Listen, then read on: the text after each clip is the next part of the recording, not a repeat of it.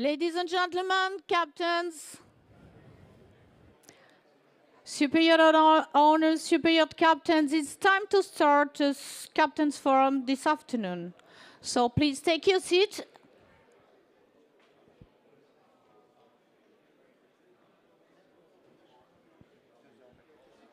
I got to bring people inside.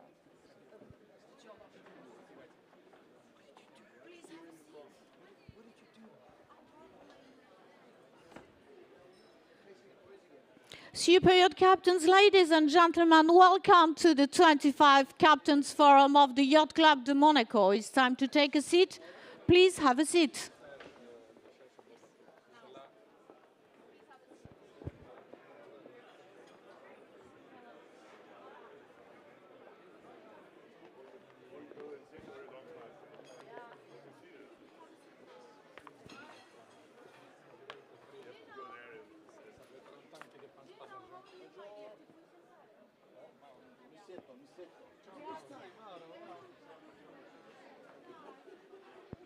Ça va?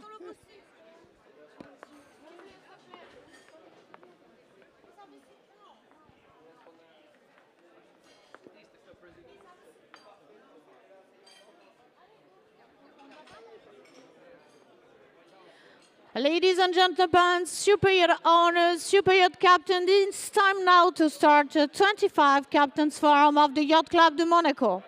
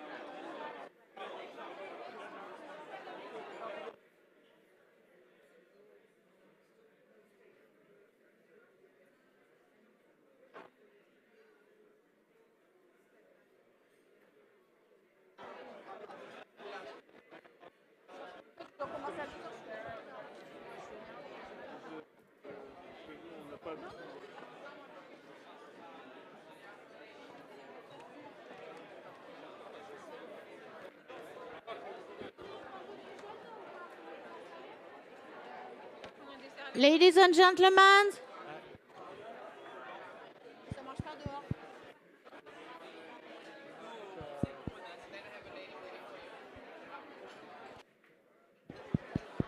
ladies and gentlemen, captains, welcome to the 25th.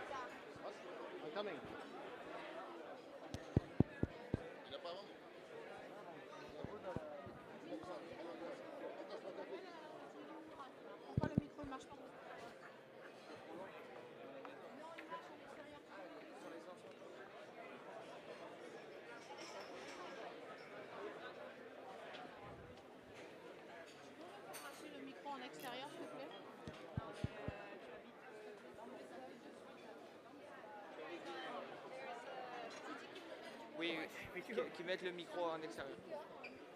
Qui marche.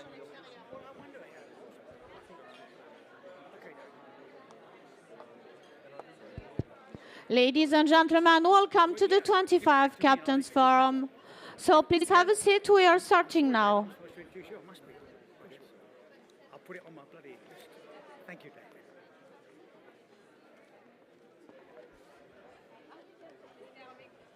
Thank you, David.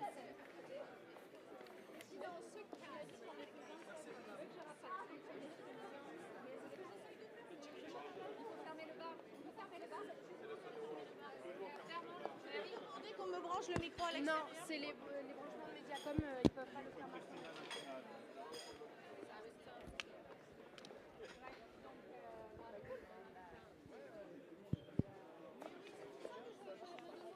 Excusez-moi, messieurs, dames.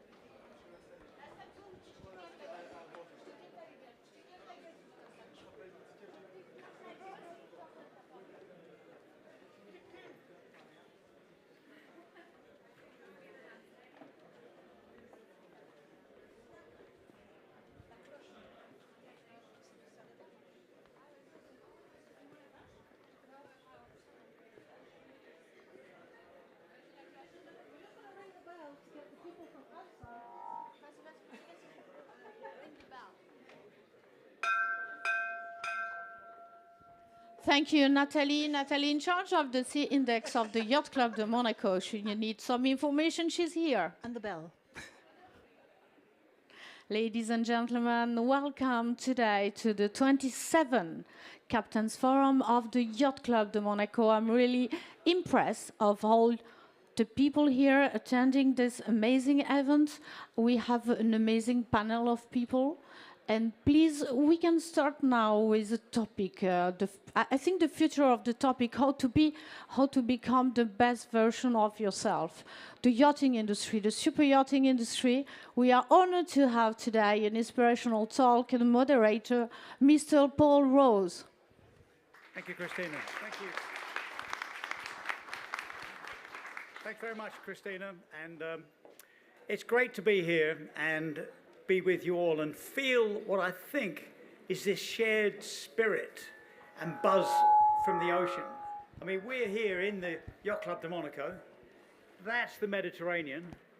Over here is the Oceanographic Museum, for which Jacques Cousteau was the director for so many years. And you can just feel the ocean energy right here, right now. And who can forget? You know, it's impossible to forget what Cousteau did. I mean, he was the director there for all those years. We all know the undersea world of Jacques Cousteau. We all remember the silent world. I'm sure we can all remember the music from the undersea world of Jacques Cousteau, that amazing television series. And for me, it led to my career. I couldn't do school, hated school, but I knew because of him that somehow I could maybe become a diver. And could I make a career out of being a diver? So he inspired me. And it led to my career, which is meeting scientists. I meet scientists with very big, that one? That one's a bit more, yeah.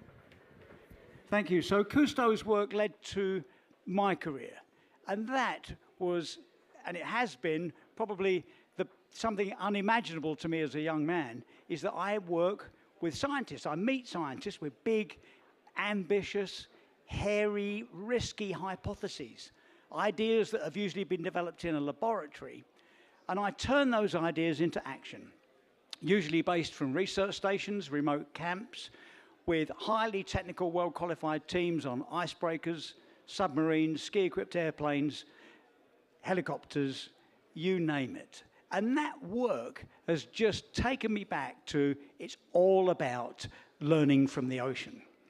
I don't think I've learned anything useful in my life unless I've been either freezing cold, baking hot, exhilarated, lost, frightened, or just generally super wet. And all those things are available in the ocean, thank heavens. And I think it's the best place to learn absolutely anything. If only we had large elements of our classic education system that were taught at sea. We can learn anything at sea. We can learn mathematics. We can learn trigonometry, simultaneous equations, geography, physiology, psychology. All these things are all available if we can only learn them from the sea. And I'm reminded, talking to you, that it wasn't very long ago that I was in Brussels speaking to the EU Parliament, pushing very hard for scuba diving classes to be mandatory in all European schools. I thought, and it was a bit of a tongue-in-cheek talk, but it's true. The way to learn something is to physically get engaged.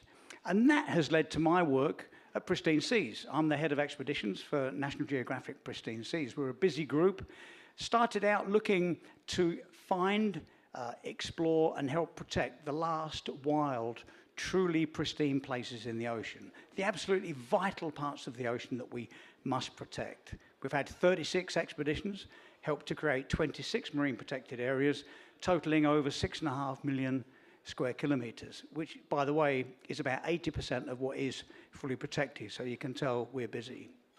But what keeps people like me and my team, and most of us here today, going, is this unseen, often uncelebrated silver thread, as I call it, that connects all of that field work, every single data point, every single field observation, to global economies and smart political decision-making. Because when we look at climate change on the news, or when we hear about loss of biodiversity, or loss of habitat, or the ozone hole, or any of the pushes towards ESG, sustainable investment, and all these smart decisions that are being made here at Yacht Club Monaco this week are all based on something.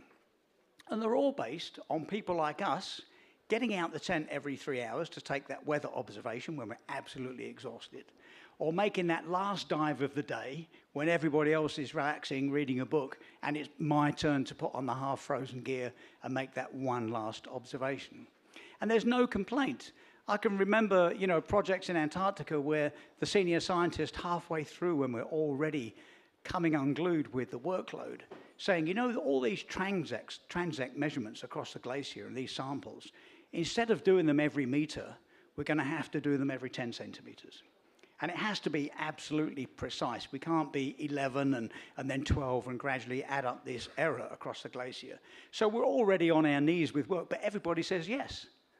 We just love it because we love that scientist and that thought of the silver thread. And similarly in Antarctica, working on climate change projects with limpets. It's a very smart way of looking at past climate, is to look at the way limpet shells have grown.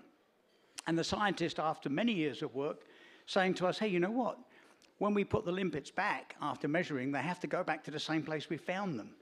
And you imagine swimming around under the ice with a bag full of limpets for 7 years means you've really got to know exactly where's number 74, where did he come from, and putting him back. And that's the kind of dedication that we have, because we all know that every single one of those measurements is driving global economies and driving smart decision making. And that's where this 30 by 30 comes from. We're all on this 30 by 30 campaign, aren't we? Let's protect 30% of the ocean and 30% of the land by 2030. Well, that was worked out by field scientists saying that's the absolute minimum we need to keep humans healthy. I mean, COVID was a great demonstration of the out of balance situation that we're in. So this 30 by 30 campaign, we're all on for it. You can imagine Pristine Seas, it's a large part of our lives. And we've had some great successes. I mean, I think it was 2 weeks ago, wasn't it, that the UN finally passed the High Seas Treaty. There's a lot of work to implement it, but it's in. We've got a globally agreed, internationally agreed framework for protecting the high seas. And only on Tuesday, President Biden made that great announcement that he's expanding the Pacific Remote Islands protection to 2 million square kilometers, which will be the largest highly protected marine protected area on Earth.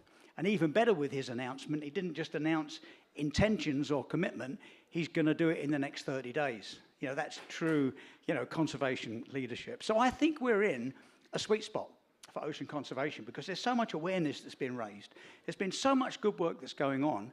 And I think one of the, just like the silver thread is unseen between getting out the tent and global economies, I think this secret sauce, this magic ingredient that's led to the sweet spot is here, right here today.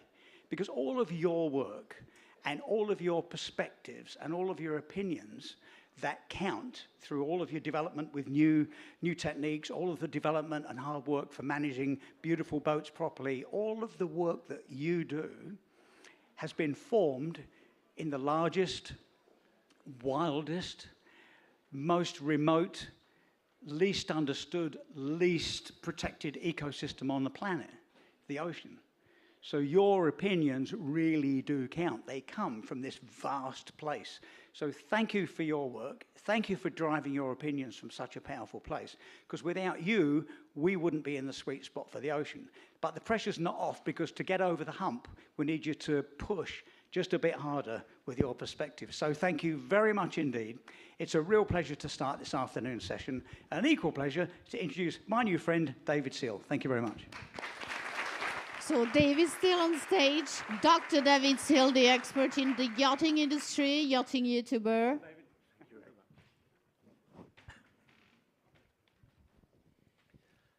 When I read the topic for this afternoon's Captain's Forum, I was reminded of a story from years ago when I first got into yachting. It was the mid-1990s, and I was working for Ferretti. Back then they were called Ferretti Craft. I'd never seen anything like it in my life. I didn't know what a yacht was.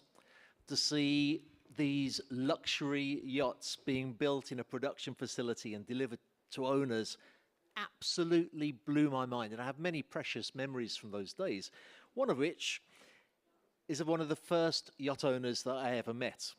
If my memory serves me, he was called Peter Paulson. He was from a family of German immigrants to the United States, and he was one of those fantastic immigrant success stories. He first worked as a bricklayer, then he'd gone on to be a builder, then he was a property developer, and now in his 80s he was really enjoying the wealth that he'd accumulated. He bought 2 yachts. Back then Ferretti had a model called the 225 because it was 22.5 meters long, and as you will know, many of you, in the mid-90s, that was a huge yacht. And for me to see somebody buying 2 of them, I couldn't wrap my head around it. He had one for the west coast of the United States, one for the east coast, and he was an amazing man. I also remember about him, another inspiring thing was how full of energy he was. He was incredible. Ferretti were building in a place called San Giovanni Marignano, and those of you that know the Adriatic coast will also know the town of Cattolica. One evening, the Ferretti dealers and myself took Mr. Paulson out for dinner in one of those places that's like half restaurant and half club.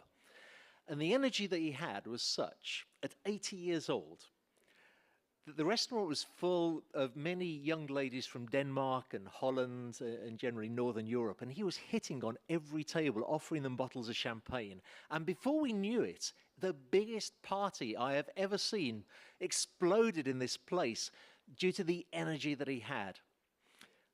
Years later, I met him again in the United States. Mr. Paulson, it's such a pleasure to see you. How are you enjoying the yacht? He said, I'm not enjoying it at all. I've sold them both.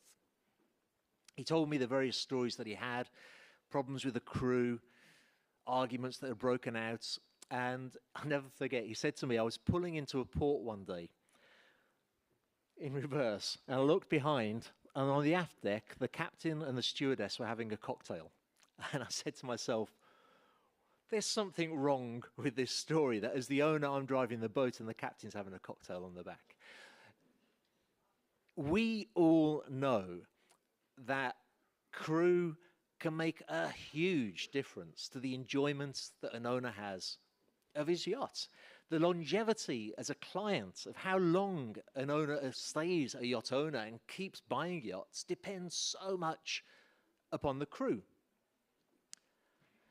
On the other hand, the happiness of the crew depends very much upon the owner that they have. crew have certain expectations, certain needs. They want to be understood. They want a certain amount of compassion. Of course, they want a fair amount of pay on the one hand. And on the other hand, the owner has his needs. He wants the crew to be hardworking, to be honest, and to provide him with enjoyment on the yacht. And in the middle of this balancing act, who do we have? We have the captain. And so it's so appropriate that the Captain's Forum today is talking about management, leadership, mentoring, all of those things that will keep owners happy and keep crew happy as well. There's two tremendous topics that are going to be discussed, from leadership, from recruitment to motivation, through to management, mentoring, from commitment to career planning. This is such an important topic because it will make a difference to the industry, will make a difference to the enjoyment that owners have, and it'll make a big difference to the enjoyment that yacht crew have as well. And with that, I'll hand back to Christina. Thank you, David Seal. Dr. David Seal, a yachting YouTuber, expert in yachting, and a very good friend and a member of the Yacht Club. So Paul Rose, it's now time to moderate the first panel. We have a prestigious panel today. So just be clear on time because we will have a coffee break, a second panel, and we need to prepare the Explore Awards tonight. So Mr. Paul Rose, please. Great. Thanks, everybody. And David, thank you very much, sir. Thanks. Okay, so we now have this first panel, management leadership from recruitment to motivation. And well, I know the time is a bit tight, but we're still going to make good use of this. We're going to cover the ground, and we very much hope to open it to questions from the audience too. So if you've got burning questions, we'll try and take them at the end of each section.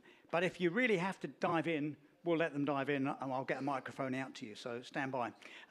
Joined on stage with me, we have Lawrence, Marianne, Peter, Nicola, Chris, and Greg. And could I invite you all just to introduce yourself, just who you are and what you do. And if you have a very brief opening statement, then go for it. But if it's a more of a meaty opening statement, go for it when I come back to you in a moment. So over to you.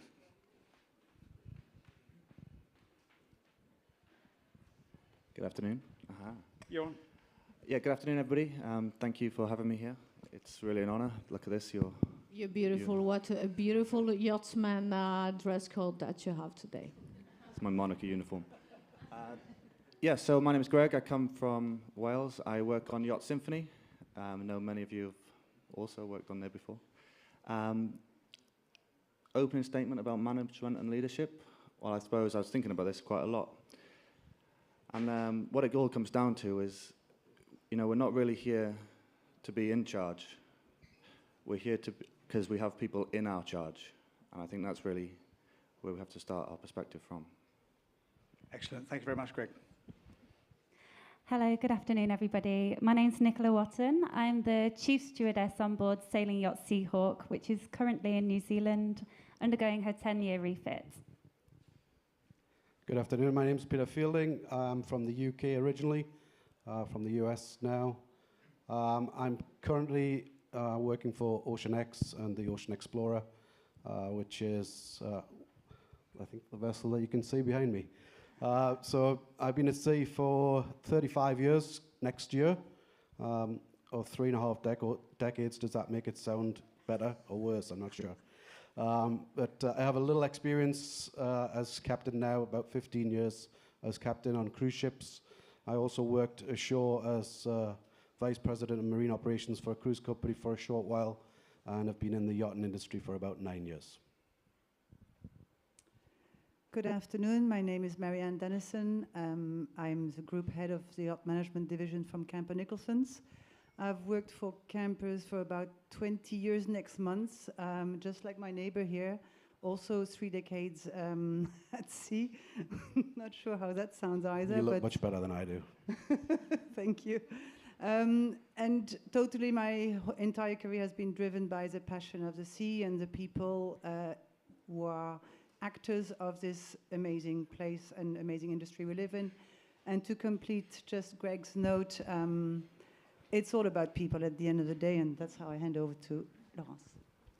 Thank you, Marianne. Yes, and Marianne, you were a chef engineer as well on board. Yes, but I don't make publicity for my position at sea. I do for you. Marianne, you were a great chief engineer. Kudos to you.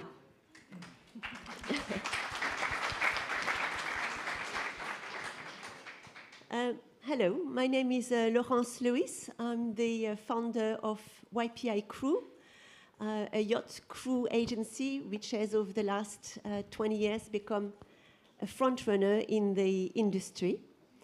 I'm privileged to work with some of the best recruiters in the industry, and I'm passionate about recruitment. If you just give me 10 seconds, and don't want to be too long, but just an extra 10 seconds. There's what is a recruiter, and the best definition was from one of my favorite movies, The Layer Cake, with Daniel Craig and Michael Gambon. Of course, that movie wasn't about recruitment, it was about drugs. But nonetheless, there's that scene where you have Michael Gambon in his car, dropping off Daniel Craig. The window goes down and he says, "Young man, the art of good business is the art of being a good middleman. Goodbye." And this just resonated with me so much. To be a middle person or middle woman or a middle man, that is what recruitment is about.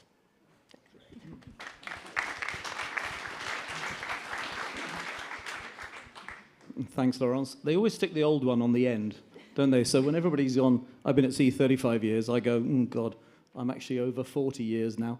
But my name's Chris Andreasen. Good afternoon. I started my career in the Royal Navy, so a slightly different platform from many of you out there. But interestingly, Paul, love to hear the story about Jacques Cousteau, because I watched those programs as a kid, and that is pretty much what inspired me to go to sea. So I've been from the Royal Navy into commercial trials master and then a yacht captain for 25 years, which is a bit scary. I only do relief and temporary, so I can't say which yacht I'm on. But it's been a career for me at sea pretty much all my working life. And a huge part of what I like to do now is inspire the next generation. Because if when you get to my age and you've been at sea as long as I have, if you don't create a legacy for the next generations coming up, then quite frankly, what are you doing?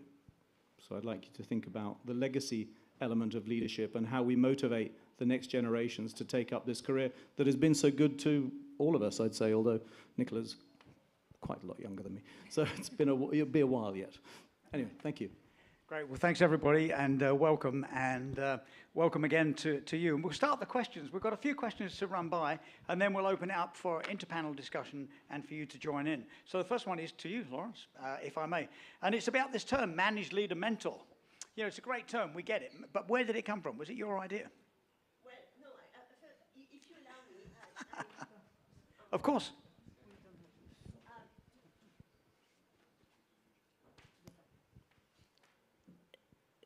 First of all, perhaps we ought to discuss who it is that we are supposed to lead and manage.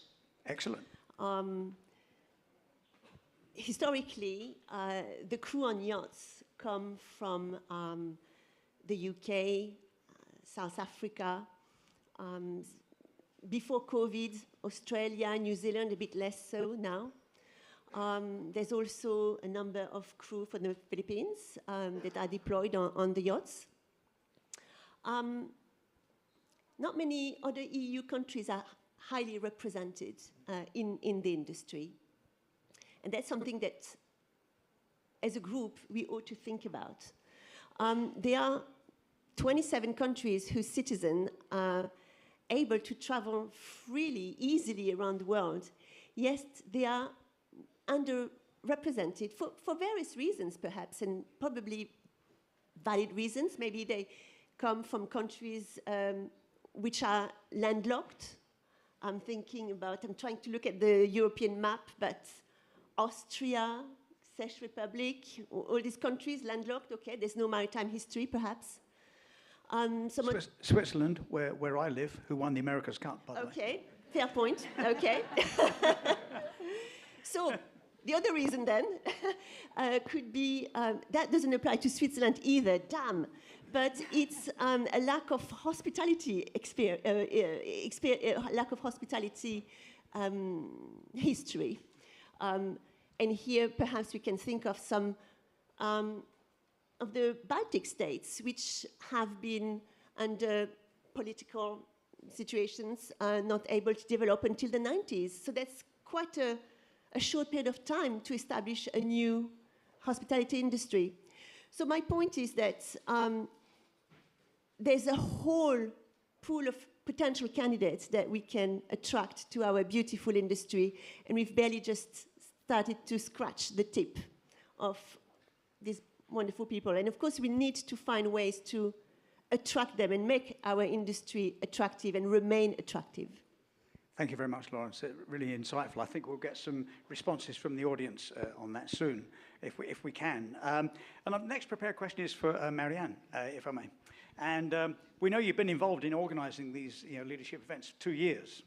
And what have you seen as changes in the last 2 years, except that we can almost forget COVID? Yes, indeed. I mean, we've organised a leadership course for the first year. I did it for captains, which I thought was open the idea that we need more training. All the captains are absolutely amazing in safety on board the vessel, driving the vessel, look after the owner. And because we ask a lot from our captains, in management, I usually say most captains in our fleet have about 7 or 8 or even 10 hats. There must be the man who's able to do everything because everyone goes to him. So I usually take my hat off to all the captains that we look after. And that's why the first management leadership course we did was aimed at them. And then I realized that, well, it was good to do the first session just with captains, but there was also a crying need for all the head of departments. How do you lead a team? How do you engage your crew? How do you make sure that they feel important on board the vessel? Because as any captain on this panel or even in the audience will say, a boat is only as good as it is with the people who are on it and serving not only the guests, but each other. Every single position on board a yacht is as important as a captain's position, because one cannot work without the other, and everything is interlinked. That's why the teamwork and the idea of the leadership courses was, for me, quite obvious. And I want to encourage everybody, and we're all as responsible, to make the whole industry grow in more training on board the vessels, opening the doors of more knowledge, more sharing, more caring, because by teamwork, you get a by far better result. The guest feels like he's at home. The owner feels like his crew care about him and his boat. So it's all interlinked. I can go on for hours, so I'm going to stop. No, that's great. Thank you. And then, Chris, if I can come back to you on the recruitment process. You know, bearing in mind what we've just heard and learned in your experience, what about the recruitment process? What's your opinion on that? I think if you can form a team from people who work together well and spend the time in the recruitment process to understand that not everybody is an extrovert. Some people are very competent introverts. People have different skills. They don't always perform in the ways you would expect them to on first meeting. But if you get to know that person a bit more, guess what? They'll come out of their shell and they will work at their best. So I think in the recruitment stage, psychometric testing is something that has been dabbled in yachting, but hasn't really gone anywhere yet. But I think there's a lot to be said for putting a team together who have been psychometrically checked out and making sure they are going to be compatible. If you have two captains on rotation and they're completely polar opposite figures, it could work. It might work. Sometimes it does work. But I think that people need to have some similarities. Otherwise, the crew don't know where they're coming or going every second month. So there's a lot of testing in the recruitment for yachts that has been working in commercial industry for a long time, but really hasn't been brought over here. And I think perhaps is the time to look at it. Thank you very much. As well said, Chris. And I'm pleased you brought up the psychometric testing. And most of my life has been spent in Antarctica, the Arctic, and in the deep sea. And so they're tight places. And the funny thing is, you can have this highly competent crew, very technical, with every exam and every box ticked, and yet you can't live with them. So in the psychometric test, you just have to hope there's a little box that says, could you live with this person? That would be great. Nicola, if I can, thank you very much so far. Nicola, you've worked in so many different sectors, and how do you feel that yachting in itself can move forward in the way that personnel are managed, as an example to the future? What's the next step for us? Well, recently we've introduced annual appraisals, which is something that initially felt a little bit corporate, and it's something that I've done in a lot of land-based positions. But actually it really helped open up the doorways of communication for not like heads of department with departmental objectives, any crew aspirations or training required. In addition to this, we've also written our own yacht-specific vision and mission, and also yacht values. So this would come from even the recruitment stage, finding crew that are on board, so to speak, with those values, and having a mission statement that we can all get behind. Yeah, that's great stuff. And of course, it seems like very basic. These are basic things. But if they're not reinforced and pushed to the front, these things never happen. Thanks very much. Now, Peter, OceanX, what an amazing platform, particularly from a field science perspective. How do you go about management and leadership? What's your ethos for success on board?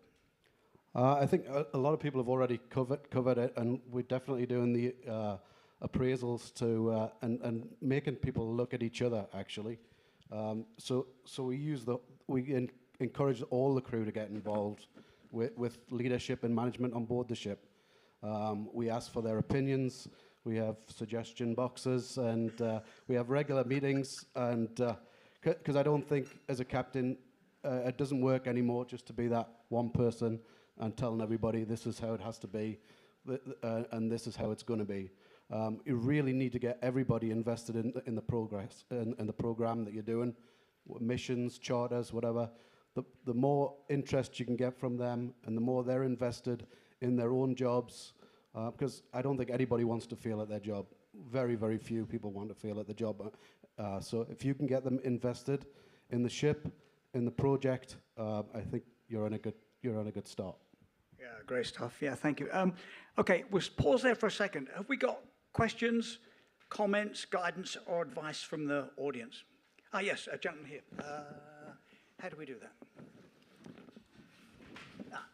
Sorry. Thank you, Baptiste. Yeah, over to you, sir. Yeah, sure. Your point, what you just mentioned about this testing.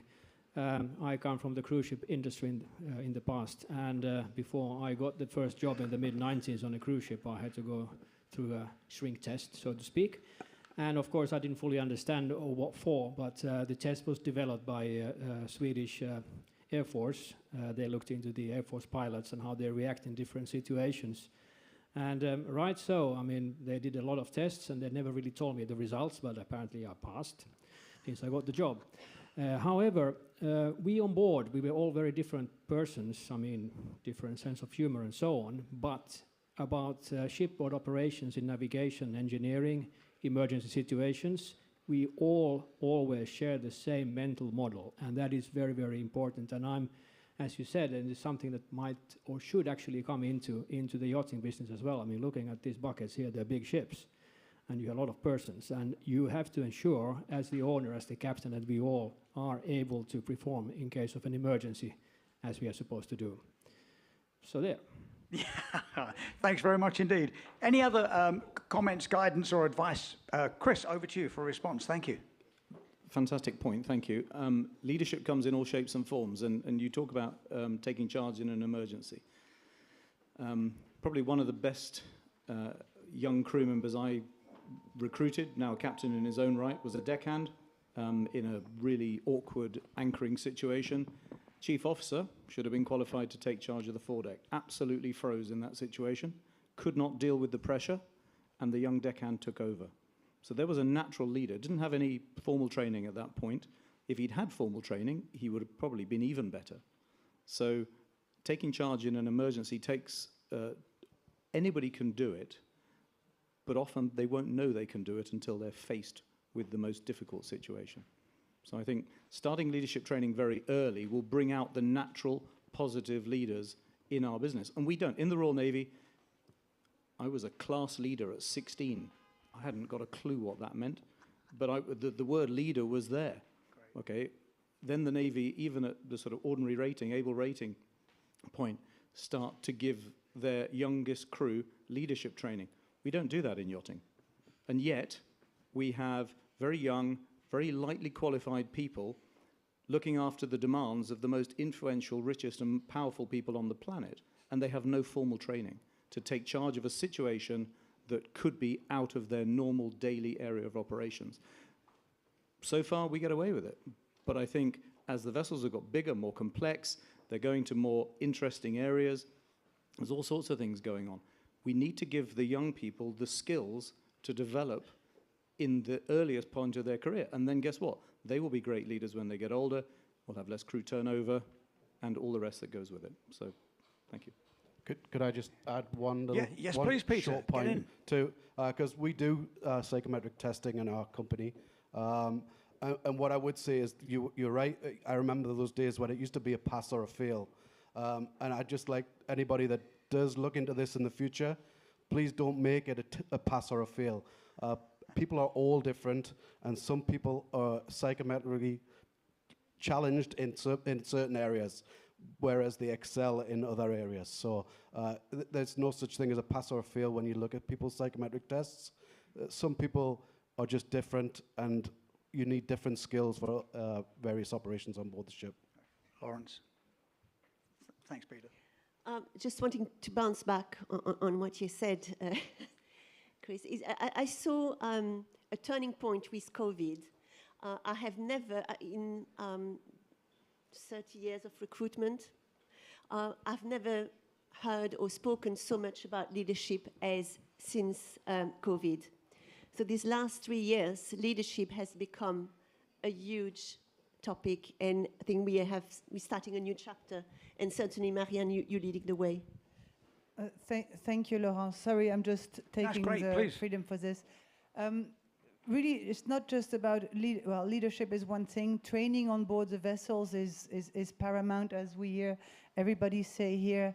And I think Greg can then tell us a bit of a story on board his boat, where he also offers a lot of possibilities. I think the turning point was everybody wants to feel important, and if you want to engage your crew members to stay on board, and with COVID, people were everyone had a moment to reflect about their careers and where they're going to. With a lot of people in the industry, we've created a group called the Think Tank, which is raising the bar of helping crew to remain motivated, trained, and a lot of people from many different companies. I won't name them all, but I think in the next session this afternoon, Tita will talk about career maps and how it's important to engage our crew to feel nurtured in growing their own skills, because like you rightly said, we all have different skills, and usually on a vessel, you'll find out that they're quite complementary. Is that the right word? Sorry, sometimes I've got some glitches. It's important to give people more freedom in growing, and there is a high demand for having more schooling and learning. Everyone wants to learn. Everyone wants to be part of the decision making.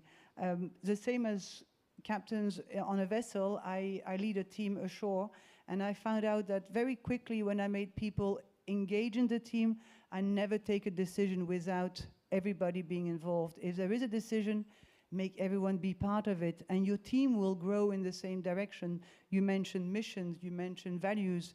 Make people choose the values that they believe in, and you'll get so much more out of them because they'll feel at home in their own jobs. I think Greg maybe. Thank you, Mary. Greg, have you got some insights on that? We'd appreciate it. Thank you. Hi, yeah, I was going to come back to the recruitment, and it all ties back in together, really. I was actually looking at a friend's CV. He's looking for a captain's job, nobody looking. But he sent me a CV. The CV was fine. It was pretty standard stuff. But the first line was, I maintain a world-class yacht. I was like, do you? When was the last time you touched a chamois? You have no idea. All you do is manage the people who maintain a world-class yacht. And the next sentence was, I get the best out of people. I was like, come on, back to the chamois. What are you going to do, ring them? Ring them until there's nothing left? No. As a captain and as a leader, we've really got to be looking to, make the best environment. How can I provide the best environment to get the best out of people? And I think this is what you're talking about. We're the facilitators. We Yeah. are the middlemen to make the one next to us shine and actually grow to its best. Yeah, and when I was Googling what to talk about, I read something called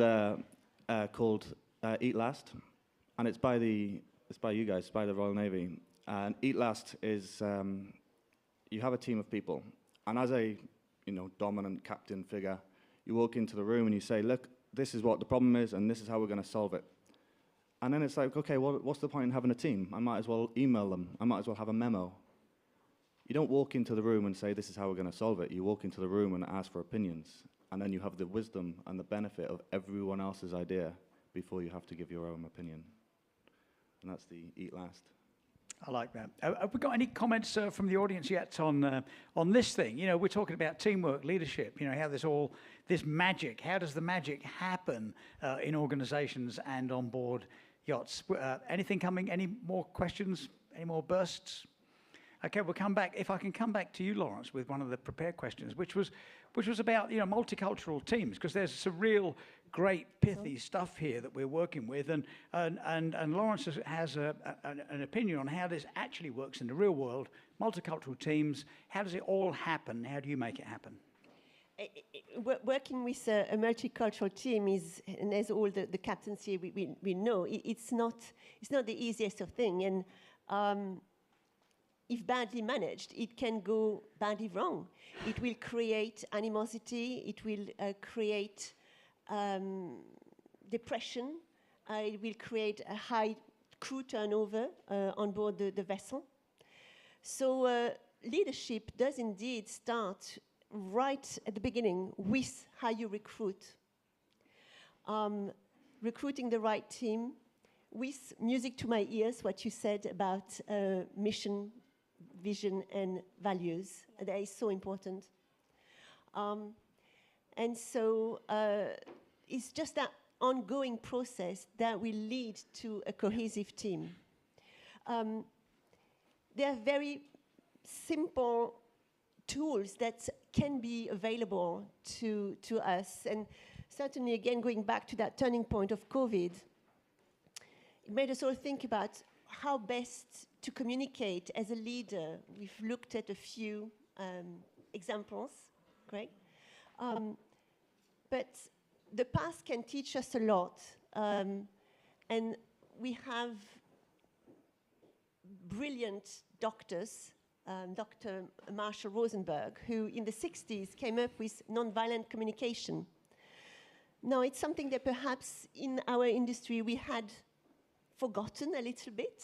We were so busy doing other things and building huge yachts. But that's a concept that's 60 years old, yet so current. Managing a team through nonviolent communication. I think that's something that the Navy has used a lot, if I'm not mistaken. Thank you, Lawrence. Yeah, that's great. And a question from the audience, please, sir. Thank you. Thank you, Lawrence. Thank you, sir. Good evening. My name is Christos Metalinos, and I belong to the minority of the captains. I'm from Greece. So I'm not from United States, I'm not from England, and I'm not from Australia or South Africa. And I had the honor to be the captain of Maltese Falcon under Plion management and ownership. So, however, the most challenging for me always is to create a solid team, especially when we have a multicultural crew. However, something that we face, I'm 23 years in the industry, I have a commercial background as well on tanker and cargo ships, is sometimes, as is the circumstance now, we dive to the box of the regulatory and we forgot that we have to deal with the human beings. However, people, they came from different countries on the boat, they have to share a very limited space in the crew mess, and they have to share cabins, and they have their own life and their own issues. I mean, of course, to me, we have some others, for instance, drugs and alcohol that I'm assuming most of us we face as captains before. But always we have to have open our ears, our eyes, and our door to the crew to have understanding and make a decision without the other way. Because at the end of the day, in the yachting industry, we produce one thing, pleasure. And pleasure is priceless. That's all I have to say, and thank you because you are here, and I'm very happy that I make it to attend this event and to hear so many interesting things from you. Thank you very much for your insights, sir. It's great. I know we started late, but we're going to have to push the time as best we can because we've got another session, and then we've got the awards presentation. So it means this, highly important, leadership and management, mentoring, and all of that great core stuff. We're going to have to bring it to a close in a moment. But if I can ask each one of the panelists to make your closing statement, please. How's that? Okay, so leadership and management. Leadership, the leaders all have one thing in common, right? They have followers. Without followers, you're a manager. I'm paid by the owner of the yacht to manage his yacht, and it's my job to inspire the crew to follow me, okay? Nobody is a natural leader. You have to learn how to be a leader, and it comes with, you have people, as you said, who are naturally good at leading, and people will naturally follow them, but it doesn't come for free. There are, everything that you do as a leader, you have to give sacrifices, and a real leader knows that it is a responsibility and not a privilege. Thank you very much, Greg. Nicola. Thank you. Well, as mentioned, I think across the board, I believe this starts at the recruitment stage and having the right team together, using those values and a core foundation that you can build from. Let me think. I've gone blank. I'm going to pass over to you. Okay, I just Sorry like to interrupt, but you are the chef steer on the boat, the Sailing Yacht Seahawk, and is one of the nominees tonight to receive a prize because she's doing the leadership on the boat for all the crew, but as well, we are very proud to have her here because with the boat, they do a lot of things for the environment, dog shelters, and really interesting what you do with sharks and rays as well, and you do more than be a leader, but you're always inspiring to navigate on a different way. So thank you for this. Thank you, yes. Thanks, Christina. Very good. We do like to involve the crew in all of our activities on board, and this is one thing that the crew are really passionate about. So we've been tagging tiger sharks, putting sea thermometers into the Pacific Ocean so the scientists can collect the data and see what's happening with the reef. And the crew are on board the whole way through every part of the project. And I feel this has helped us to gain a lot of crew longevity and keep the crew motivated as well. So I'd like to focus my little last few seconds on mentorship side of things and training, because that's a really important part of my job at the moment as I come to the last few years of being a captain maybe. And a project that we've just started on board the ship that maybe other yachts, other captains and other owners might be interested in following the example of. We've started up a project called the Young Explorers Program. And wherever we are in the world, wherever we're doing missions and research, we make connections with educational establishments and research establishments from primary schools all the way up to university levels. And we've started when we leave an area and reposition to another area, we're not having that as dead space. We're inviting people on to the ship.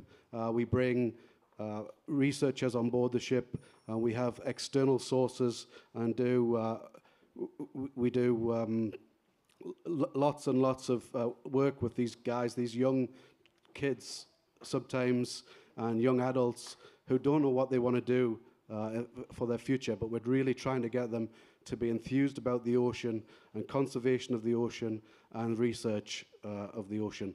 So that's just a project that we've started, and it is a very easy lift for the ship and the owners. The crew really get invested in it too and really enjoy doing this for those people.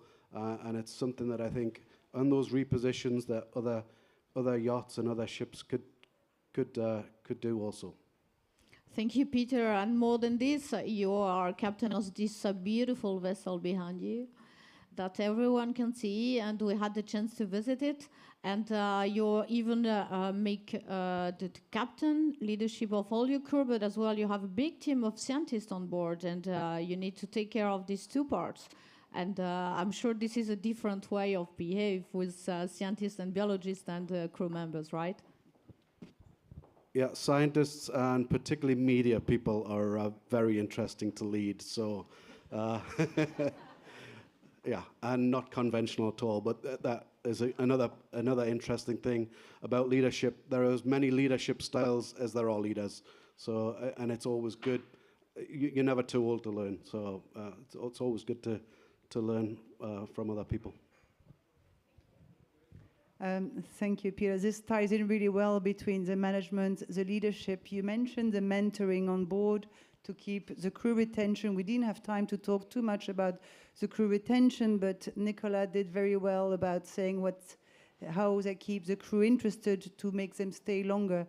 As yacht managers and the company I work for, it's really important that we also push and encourage our owners to set budgets aside for crew training on board, and not just a training for them to do their jobs as, excuse me, as captain or deckhand or any certification they need to do their job, but on-board training to keep them entertained and also interested to grow.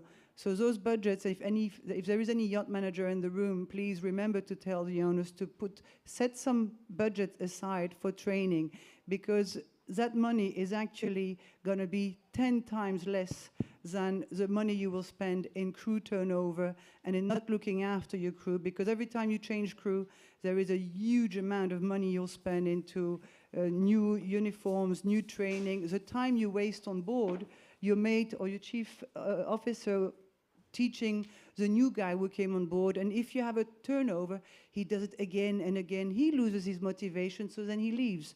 If you don't want people to leave, keep them interested and engage them in being responsible for passing on the passion that unites us all, which is still at the end of the day, the beautiful big blue. And that's why you are very respected by captains and crew. Thank you. Thank you very much. Important to mention that Yacht Club de Monaco has a training school for super yachts. So thank you for your support on this. You're welcome.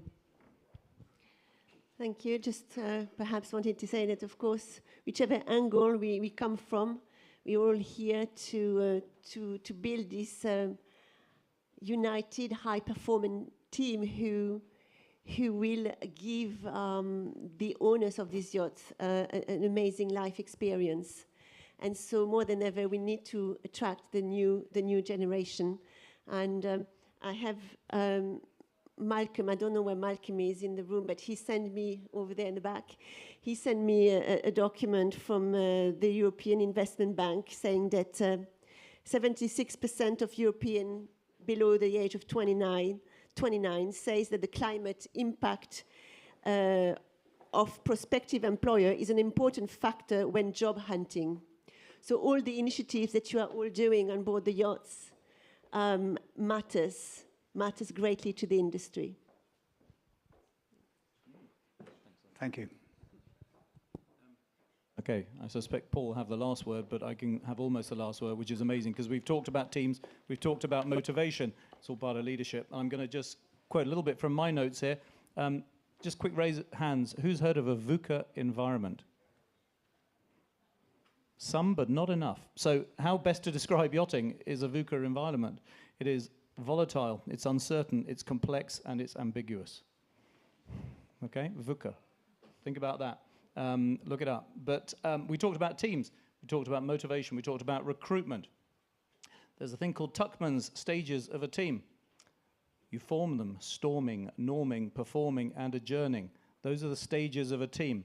Teams work through each stage and in order, and the aim is for them to get to the performing stage. That's what we want. We want the best out of our people. Every time somebody leaves, the team goes back to the forming stage. Although you may go through each stage quicker than the last time, everyone's focus will not be totally on the performing and deliverable. So in short, increased turnover of crew means that time is spent outside of the performing stage. That has a financial knock-on, budgets go out the window, owners' experience is diminished. End. Thank you, Chris. Thanks, everybody. And before we move for coffee, I've got a burning question too, because when we look at management and leadership, particularly in this setting, it's the same way as I described this powerful ocean perspective that we all have and how valuable that is towards big goals like global ocean conservation, for instance. I think it's because we're looking at one subject, the ocean. And when we look at boats, life on boats, yachts, super yachts, whatever it might be, we look at management and leadership and teamwork in that focus, and it's a good one because it's a relatively small team on a generally beautiful or effective or somewhat platform. There's something about being on ships that we can grasp, and others who don't even know about yachting can grasp the roles, captains, moments of emergency, how it all fits together. But how do we best capture that? Just like we do with this unique ocean perspective is helping get us to 30 by 30. How do we capture leadership and management things that happen on ships and so well described by everybody here? How do we capture that and broaden it into the rest of society? What's that? You answered it a little bit, Peter, but you have loads of people come on board Ocean X.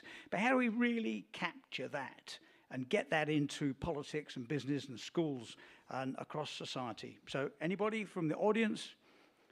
You partly answered it, Peter, so you're partly excused. Anybody from here? How do we really grab that? Thanks, Chris. Single most important word in anything we do is communication. If we don't communicate, top down, bottom up, tell people about this industry, how they can join it. Once they're in it, if we don't communicate what they can do when they're in it, if we don't advise the owners correctly by communicating correctly, and that goes down to brokers, managers, captains, I don't care what rank you are on the vessel. If you communicate properly all the way, everything will work better. So communication, there we go. If we take nothing away from this other than that one word, that's the one from me. Excellent. Anybody else? Sure. I'll just echo what you're saying, really. Rank doesn't really play much of a factor on board, well, especially not where I am. I find that all of the people who are the lowest rank, for want of a better word, they seem to know what's going on.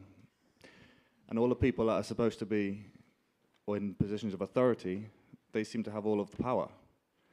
And we need to push it down. We need to push the leadership down so that the people who know what's going on have more authority. Yeah, thank you. Any others? That's again one of the tools I use in the leadership course is to encourage people to swap positions.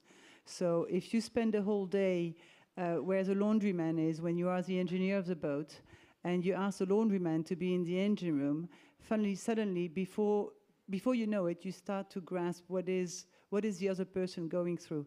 Understanding each other's position will make you realize how hard each job is. And by definition, when you understand somebody else's job, you'll have automatically more respect.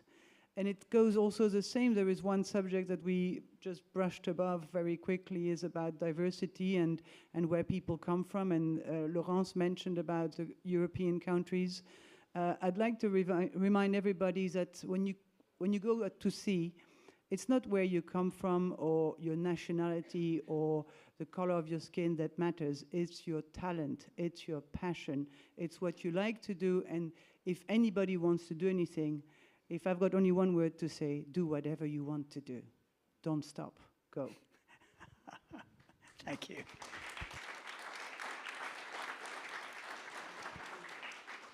Any comments, advice, guidance from you out here? The wisdom of the masses. Yeah, thank you. Just there. Thank you, sir. It's a question for Peter. My understanding was the founder and the principal behind Ocean X has written a book called Principles, which covers leadership, communication. How much of that is on board and how much of that could be transferred to the yachting industry? Very little is on board, but he also does have principles, and he uses the principles that worked for him to get him where he is and actually help get us where we are today as an organization. But the most important thing I think he will tell you, and he says, is that you have to form your own principles, and everybody has to form their own principles. It doesn't work to take somebody else's principles and rule your life from somebody else's. You've got to know your own principles and be firm to them and stick to them, and you'll go a long way. Great, thanks. Great stuff. Thanks for the question. Any others from the audience? Okay, so this is final word. Any more final words, and then we break for coffee. Well, thank you very much, everybody. It's been a pleasure to be on stage with you and a pleasure to be with everybody. Thank you.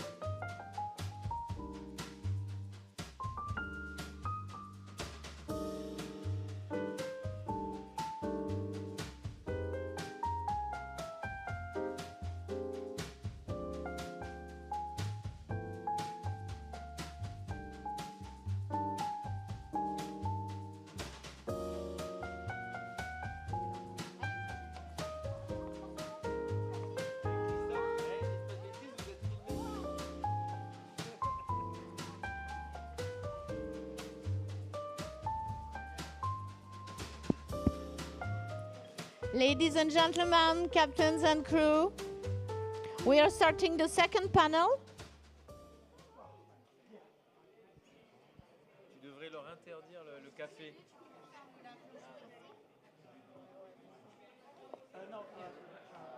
John Michel. Yeah.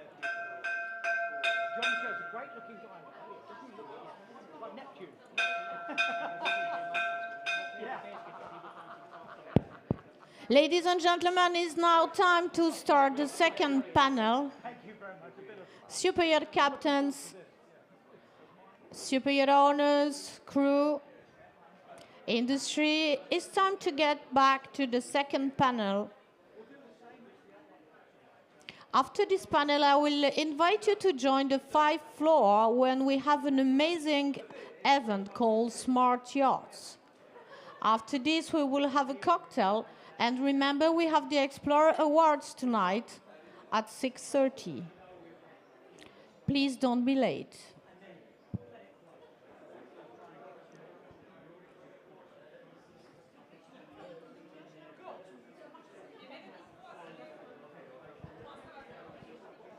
Ça fait mal aux oreilles. Allez-y.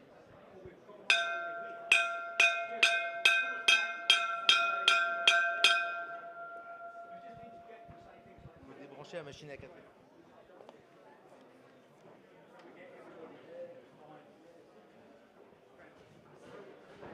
We all thank you, Captain Thierry Roux, for his engineering and patience for the bell today. Thank you.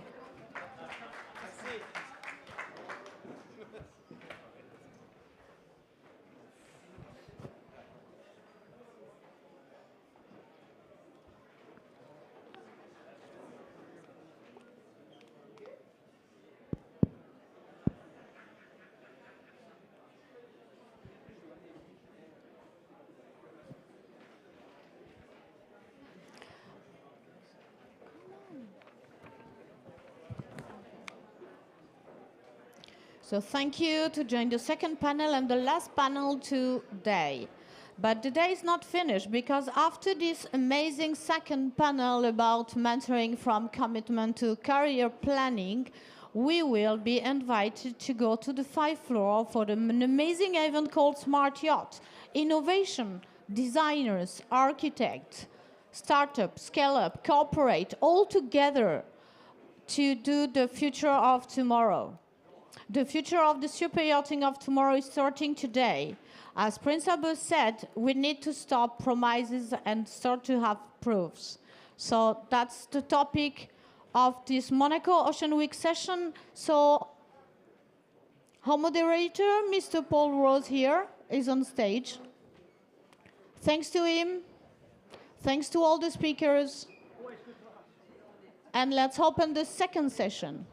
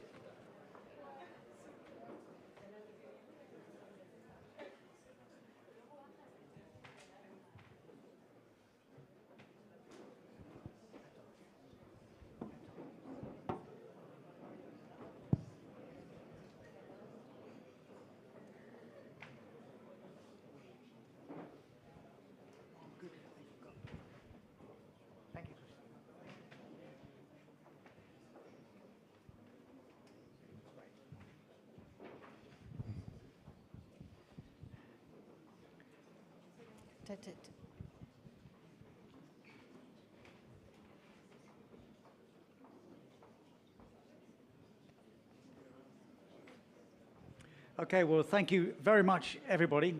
We're following a terrific first session with a very powerful second and final session. And this one we're calling Management Mentoring, from Commitment to Career Planning. So you can imagine how this goes. And who better to take us through this than my 5 members on stage now. So can I ask each one of you to introduce yourselves and they'll make their first opening statement, if I could. Thank you. Yes, good afternoon. My name is Jan Rautavaara. My day work is now to be captain on the Tranquility. I've been 38 years at sea, commercial background on cargo ships and reefers, sail training ships, cruise ships, and and now this.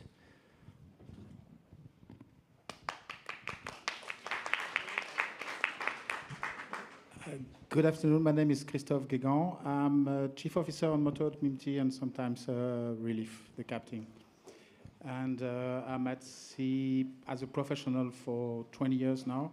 And I would like to talk, is it possible to have a life before yachting? And we are here, the captain of Motor Yacht MIMT, the specialist of the bell today.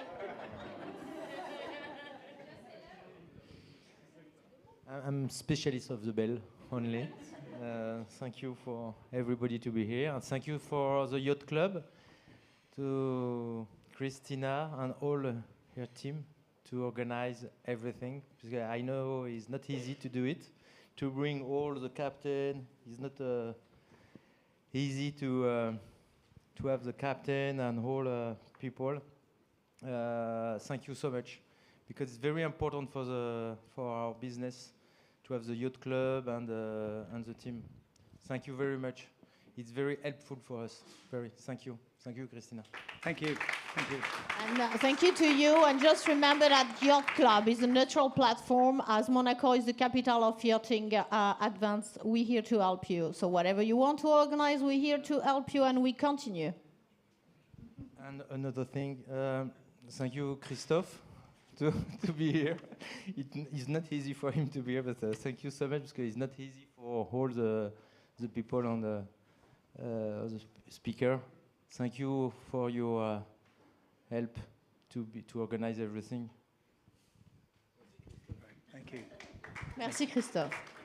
Okay, Peter. Clearly an expert at delegation. Good afternoon, everybody. My name is Peter Ferreira. Thank you for inviting me to be part of this panel. I've started my career at sea 40 years ago as a deck cadet for a commercial shipping company. I spent 5 years with them and then made the move to yachting when my passion for sailing led me to discover that there's people that actually pay me to go sailing. So I did that for 15 years, and then in the early 2000s, I was seduced by the dark side and have been on motorboats ever since. I'm currently the captain of a boat called Yaz, where we have accommodation for 55 crew and 60 passengers, and we have a total of about 100 crew on payroll. So a lot of my time is taken up by personnel management, crew management, and I strive to create an environment on board that's comfortable and relaxed for the multiple personalities and nationalities that make up my crew to live and be happy and work in harmony, and in that way, hopefully, be able to offer the level of service and maintenance that is required on these yachts. So yes, that's my story. Thank you. Thank you.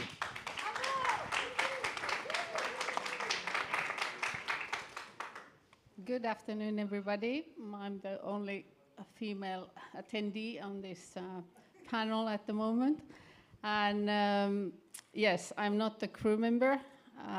My purpose for being here is to speak more about the career paths for crew and then also life after yachting. I have founded 5 years ago a non-profit organization called Life After Yachting, which is a resource platform for yacht crew throughout the yachting life, and also then we help them to move on, which is maybe not very pleasant for any recruiters here, that we actually help the crew to leave the yachting, but I think it's very important, as for many of the crew members it's only 15 to 20 years career. So this is for my part here, is to discuss of the end life of yachting.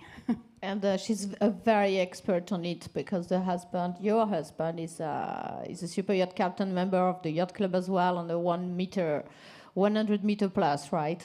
We cannot say more, but you know well this word. Yes, I know his world, and maybe I should announce myself as a captain's wife being here. So.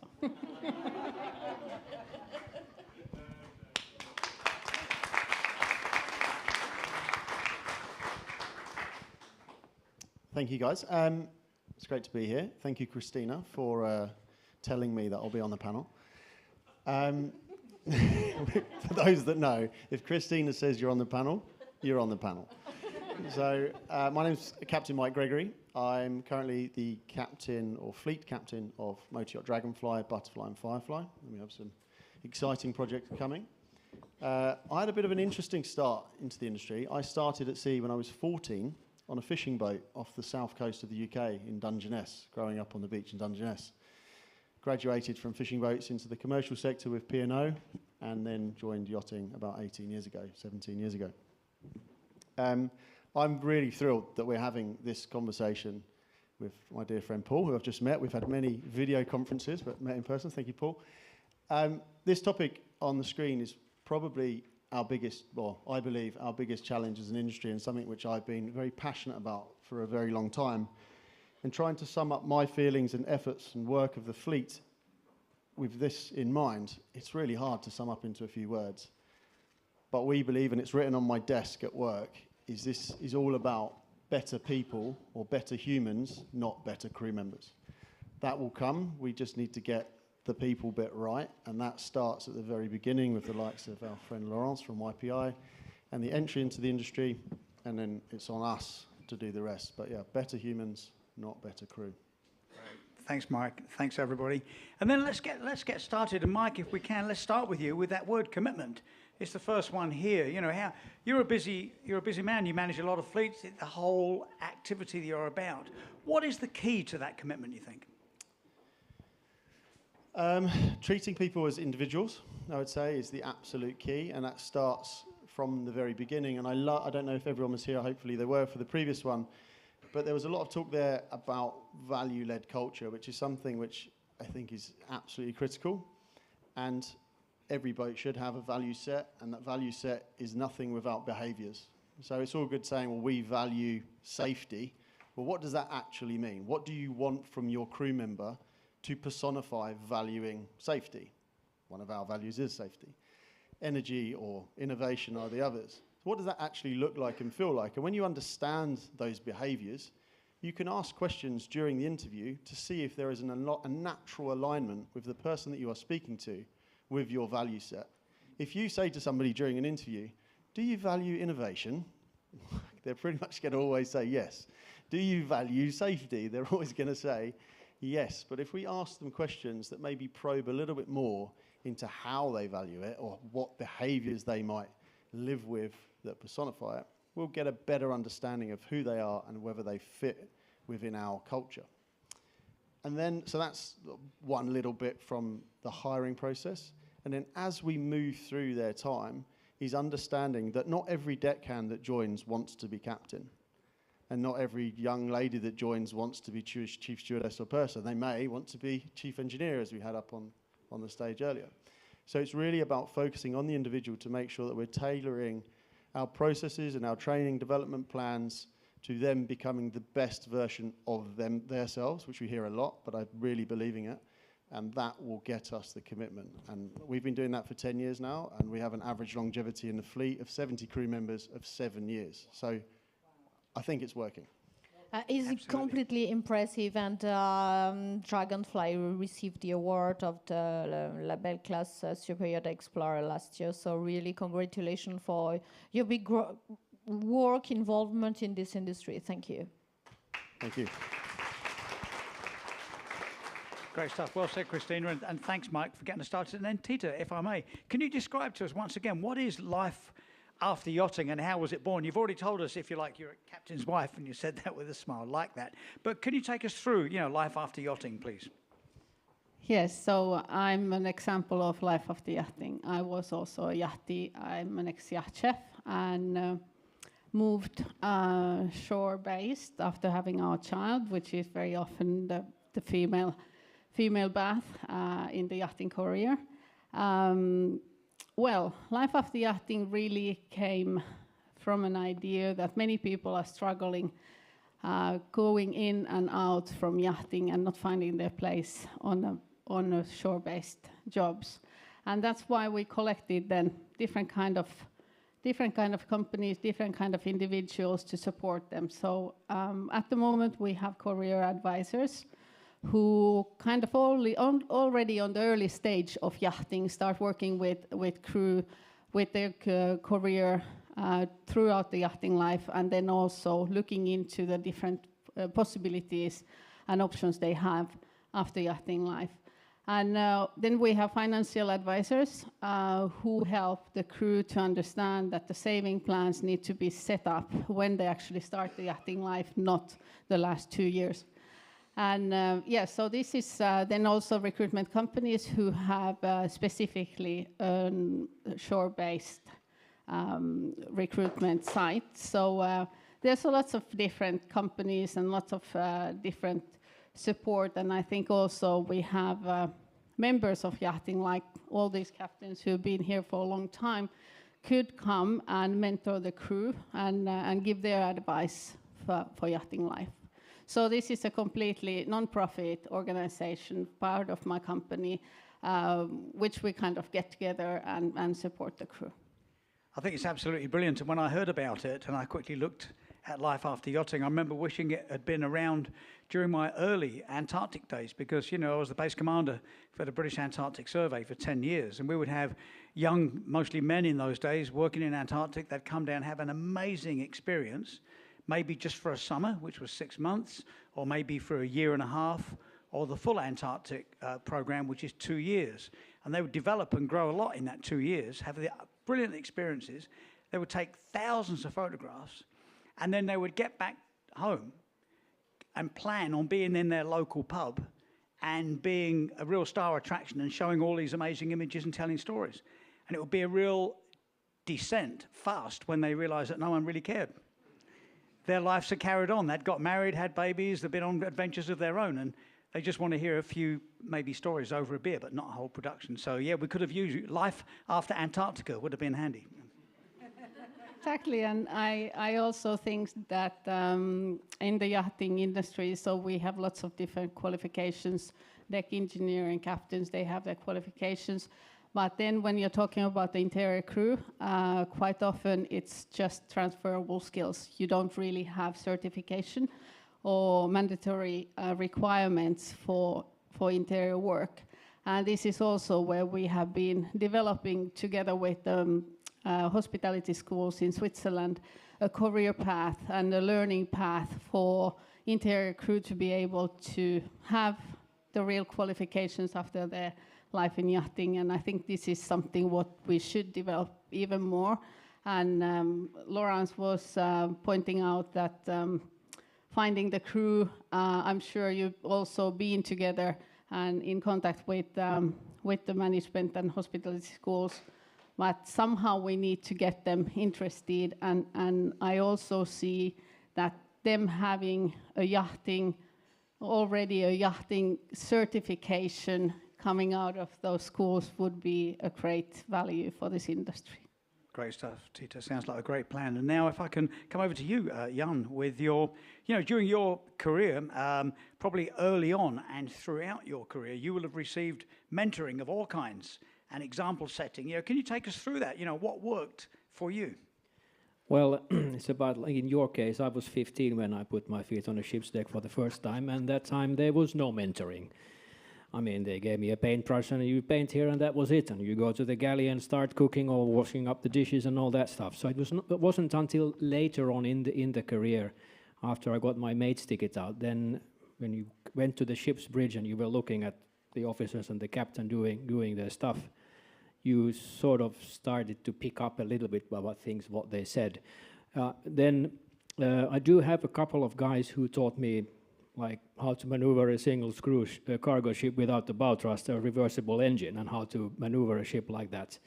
And that was excellent. It was very useful. And then, of course, one guy taught me, when I was on sail training ship, how to sail a square rigger, and that was good because later on when I was sailing sail training ships as a chief mate and a captain, then I knew how to teach the youngsters how to climb up and do belaying pins and coil up ropes and find the right, how to sheet the sails and so on. And then, of course, in the cruise ships, then there were excellent captains who showed me how to, or taught me how to maneuver a ship. And with all these mentors I had, the common thing was that they let me do it. I mean, they invited, okay, now it's your turn. Do it like this, and I will be looking over your shoulder. And I'm sure you had the same on your cruise ships as well. I mean, it's easy on a big ship where you have plenty members in the bridge team. You can rotate and you can teach them. It's more difficult here when you're busy schedule on a yacht and you quickly heave up the anchor and go here and go there. But having said that, on my yacht where I'm now, I'm not really doing anything. I mean, the guys, they do everything. I mean, they drop the anchor, the chief mate is usually maneuvering, I look over his shoulder, and it's good for him because he knows that I'm there. I trust him that he knows that I'm there. I trust him that he's doing the best he can, and he knows that if he does something wrong, I will step in and say, or then I just take over and push him aside. Never happened, or extremely rarely, I would say. But it's giving the opportunity to the people you work with that they can do and learn from that, and that is important. And that's also one more last thing. You as a captain, when you let somebody else drive your ship, you have to be really comfortable about your own abilities before you can do that. It's always a bit funny feeling in the beginning, but when the years come by, you trust your people, you trust yourself, and that you judge the situation properly. So, but let the people do their stuff. Great stuff, Jan. Absolutely love that. Yeah, I've never learned anything without actually doing it. Couldn't learn much from a book, you know. Peter, when we look at, careers, you know, they are well defined. The career path, as everybody knows, is well defined by MCA and all of the relevant authorities. But how do we actually manage and mentor everybody on board, you know, the interior crew, the whole lot, through their careers? How do you go about that? Well, I think this is a problem that's often overlooked on board. And to be honest, I don't have all the answers for this, because it is true, it's much easier to mentor and advise deck crew and engine room crew because their path is pretty much laid out for them. There's MGNs, there's information available. The MCA will tell them exactly how you're going to get from deckhand to captain, or from motorman to chief engineer. The same with any of the other maritime authorities, have the same information available. But there's nothing in place for interior crew. And as you've just mentioned, they possibly have translatable skills after they leave yachting, but they have no certificates. And I'm often hearing this from interior crew. There may be, you have a training allowance on board for your crew, which is easy to allocate to deck crew and to engineering crew, because there's plenty of courses that they need to do to get to where they're going. But it's a little more difficult for interior. You know, what courses, you know, once they've done the silver service course and a wine course and a handful of other courses, there's not a lot left. So it's actually a question I'm throwing out to everybody.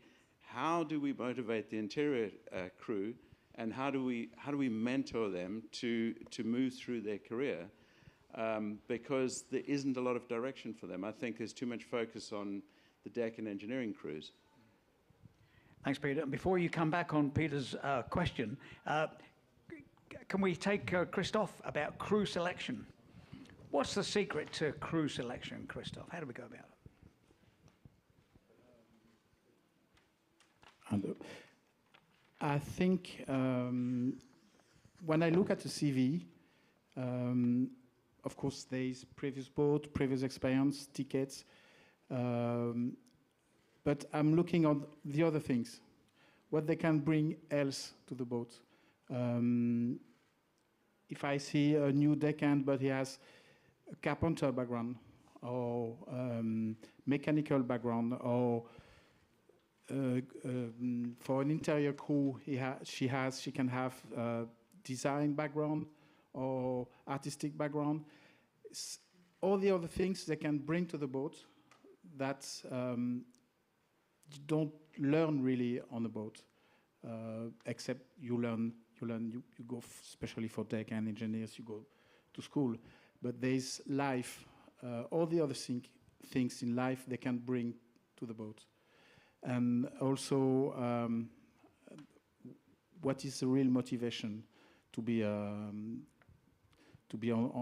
because I think yachting is not a career, it's a truth of life.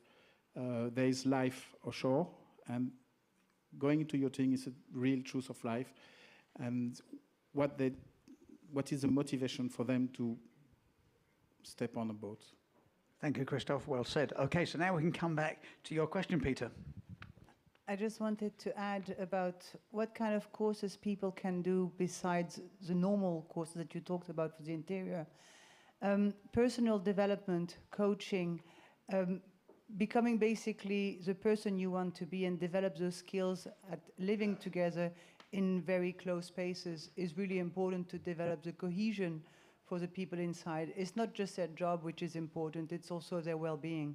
And that's where I also talk about mental health and mental fitness, which there is a lot of work to be done still about, because people overlook that somebody might be depressed or sad, and it's totally brushed over because people are so busy, focused, working hard on board the ship. So not to be forgotten that personal development will bring also a balance on board the vessel. Excellent, well said. Any comments? Yeah, I think what Peter raises is very valid and I think absolutely correct in your response. I think we have a broader problem in the industry, and that is we don't really have many KPIs, many measurements of success in this industry, particularly those of us that work in the private part. Commercial charter, it's very easy to say, yeah, we made more money than we spent. But in the private part, the only thing we can really measure is the boss's happiness. And it's really hard to put a KPI on happiness. So we don't really have a measure of our success as captains or leaders or program managers. So we've tried to do that. And one of the things that we focus really heavily on is keeping good people, keeping good humans in the program. So you're absolutely right, both of you. And one of the things we've done is said, instead of giving them more pay, more pay, more pay, what can we do to invest in them properly? So we did a study on this many years ago, about 8 years ago, and we actually said what we would expect to pay to get them to the top 5 percentile, we're going to take that off and we're going to put it aside as a training allowance. And it's, if anyone wants to know them, it's about €2,500, the difference between the two across the fleet per person, 175 grand a year, not an inconsequential amount of money. But they can spend that €2,500 on any training that they want to spend it on, not just on career development to suit us.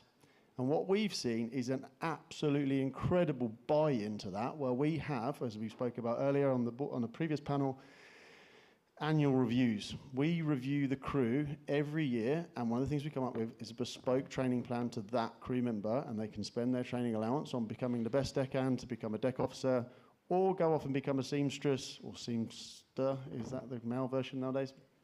Or whatever it may be, whether they want to go and do an accounts course, or they want to go and do a car modification course. We've had all sorts, but the crew member feels valued in their development through the program.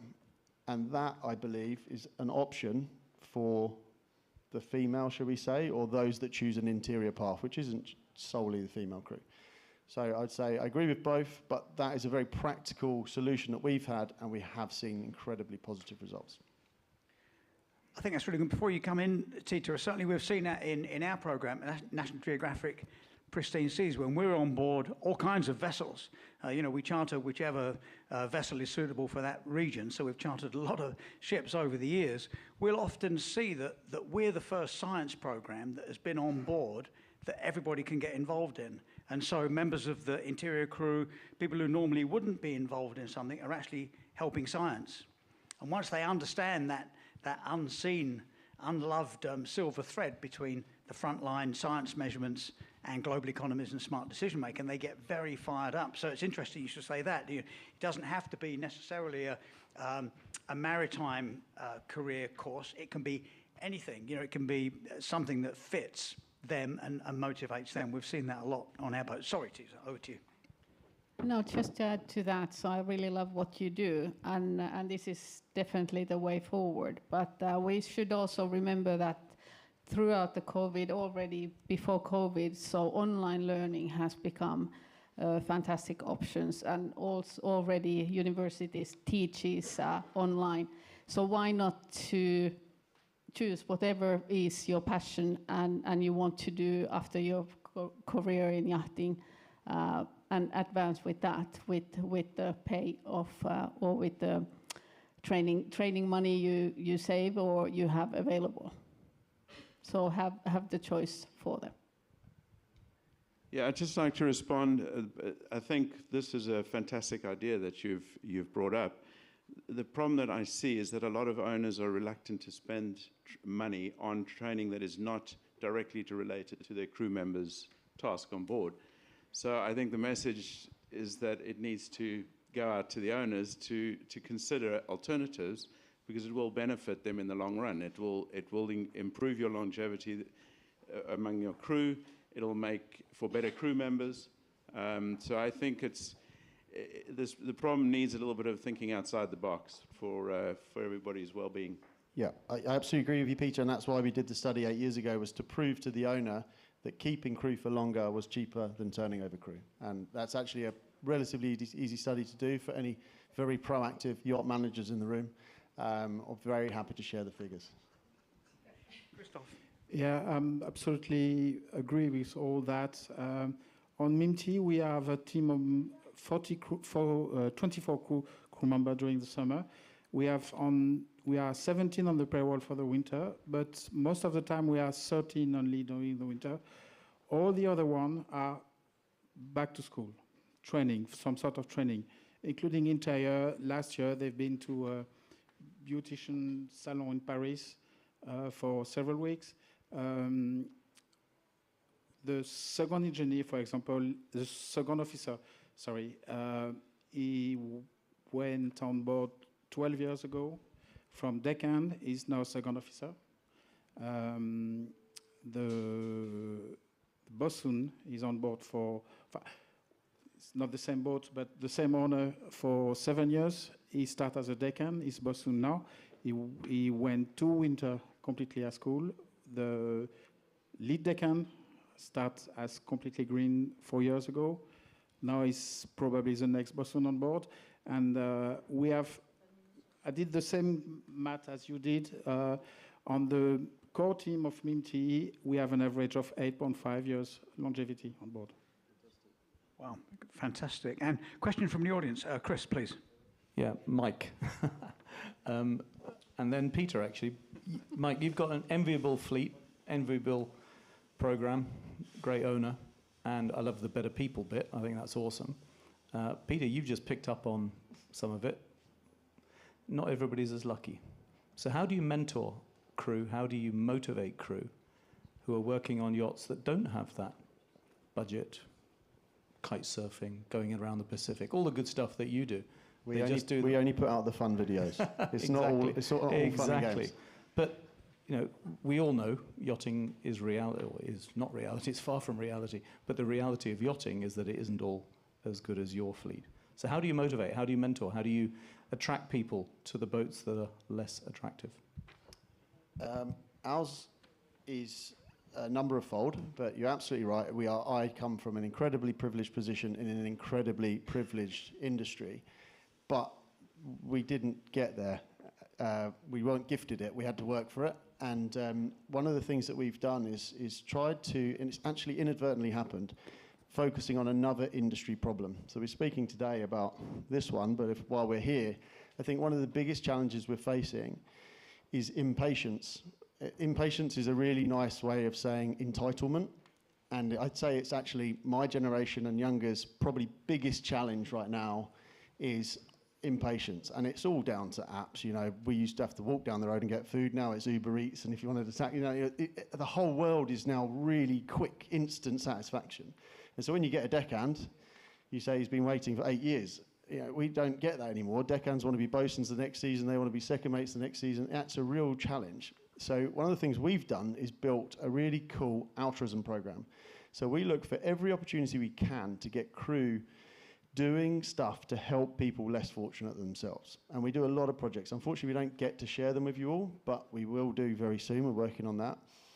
But my point being, it's really hard to be an entitled little what's-it when yesterday you were feeding hungry children or on a science program to help save the world, it actually has a tremendous effect on their connection to reality and longevity, and is actually a far bigger part of what we do than the kite surfing and the surfing that we're famous for. So it's so that's that part. And then leadership, leading by example. We talk about often, you know, it's probably the first thing you learn at leadership or Helm course. But my question would be, to what example? And I think there are a lot of great examples in this room, and that's my job, is to work really hard at being the best example to the people that work with me, alongside me, and on the ships that we manage. So that would be my answer. Fantastic. Thanks very much, Mike. And then, in case there's not any questions just at the moment, Jan, if you know, Mike mentioned KPI.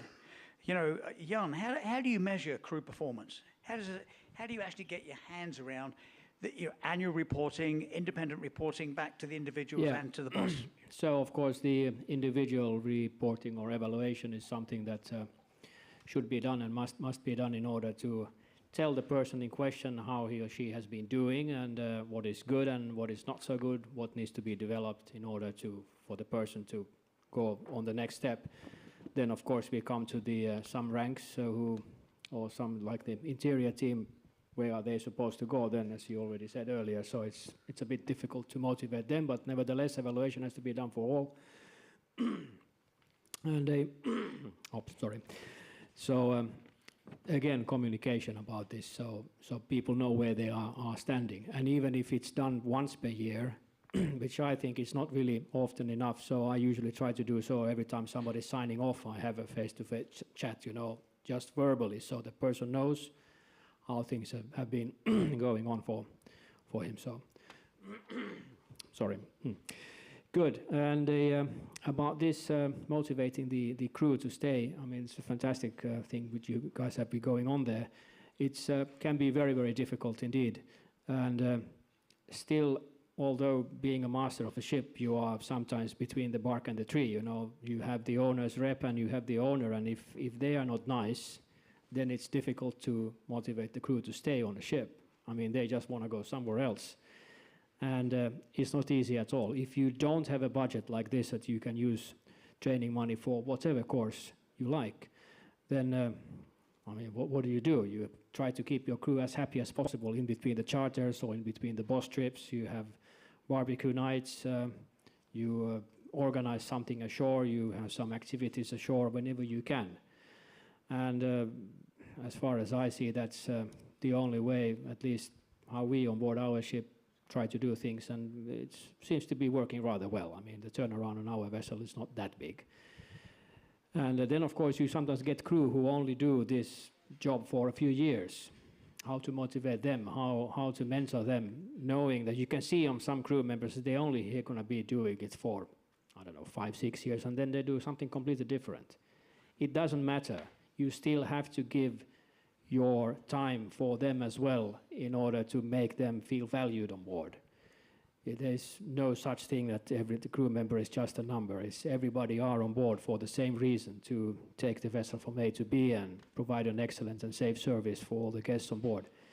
So everybody is important, and for there, the communication, the feedback, how we are all doing is very important. The question is, who is feedbacking us as shipmasters? As the owner's rep, usually so, but also necessary. And last but not least, this is a profession we all learn all the time. I mean, also I am learning new stuff almost every day when I'm at work, from persons who work for me or work together with me or who work above me. And that's one of the great things in this profession, that you never fully learned. It's good.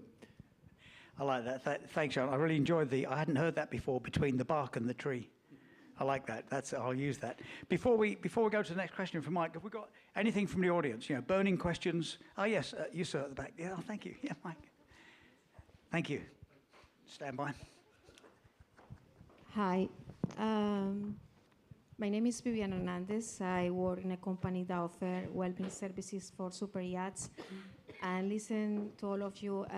Yes, I would like to highlight that it's so very important to show appreciation and respect to the crew It doesn't matter the position they have, because I see a lot of stress, depression, and anxiety. And it doesn't matter how skilled the crew can be. If they have low motivation and depression, they cannot give the best, and it will be very difficult to offer the best on board. So it's very important that people invest in well-being for the crew. And thank you very much, because I can see the industry is already aware about this important matter. Thanks very much. A really vital question on crew well-being. Can So, I jump in on over that to the one? panel. Just about your comment as well. I mean, I always say to the crew members as well, remember to respect each other, remember to respect each other's works. That is important. And always ask for help. We are one ship, one crew. Yes, and also to address what you're saying, I think it's important that captains don't lose sight of the fact that it is very much their job to remain in touch with their crew. I maintain an open door policy on my boats. I'm available to any crew member pretty much any time, and you have to use a network on board so that you know what's happening with all your crew members. You can't only, as a captain, be communicating with your department heads and leaving communication with junior crew to the department heads. You need to be in touch with everybody on board and get feedback from your department heads as to what's happening with all your junior crew, so that you can head off any situations or issues regarding depression on board, or crew that are unhappy, or any situation that's making people uncomfortable on board.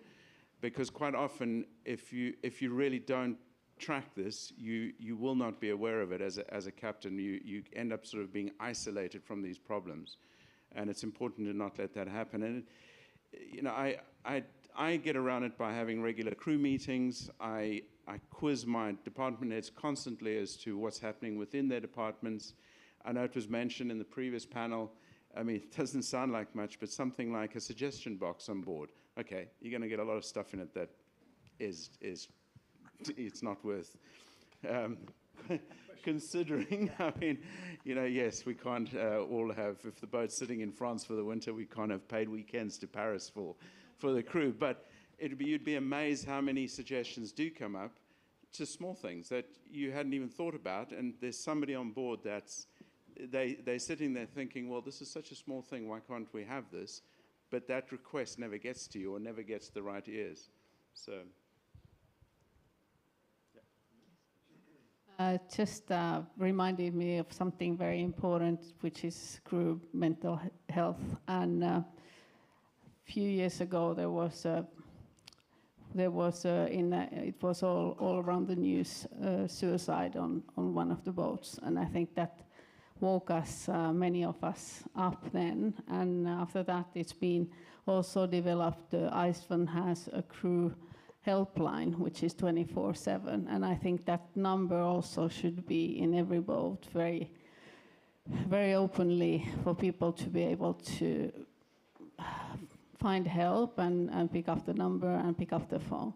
I also understand it's not the easiest thing, maybe if you are suffering from mental health problems or anxiety, to go to your head of department or to your captain to say that I'm not feeling very well.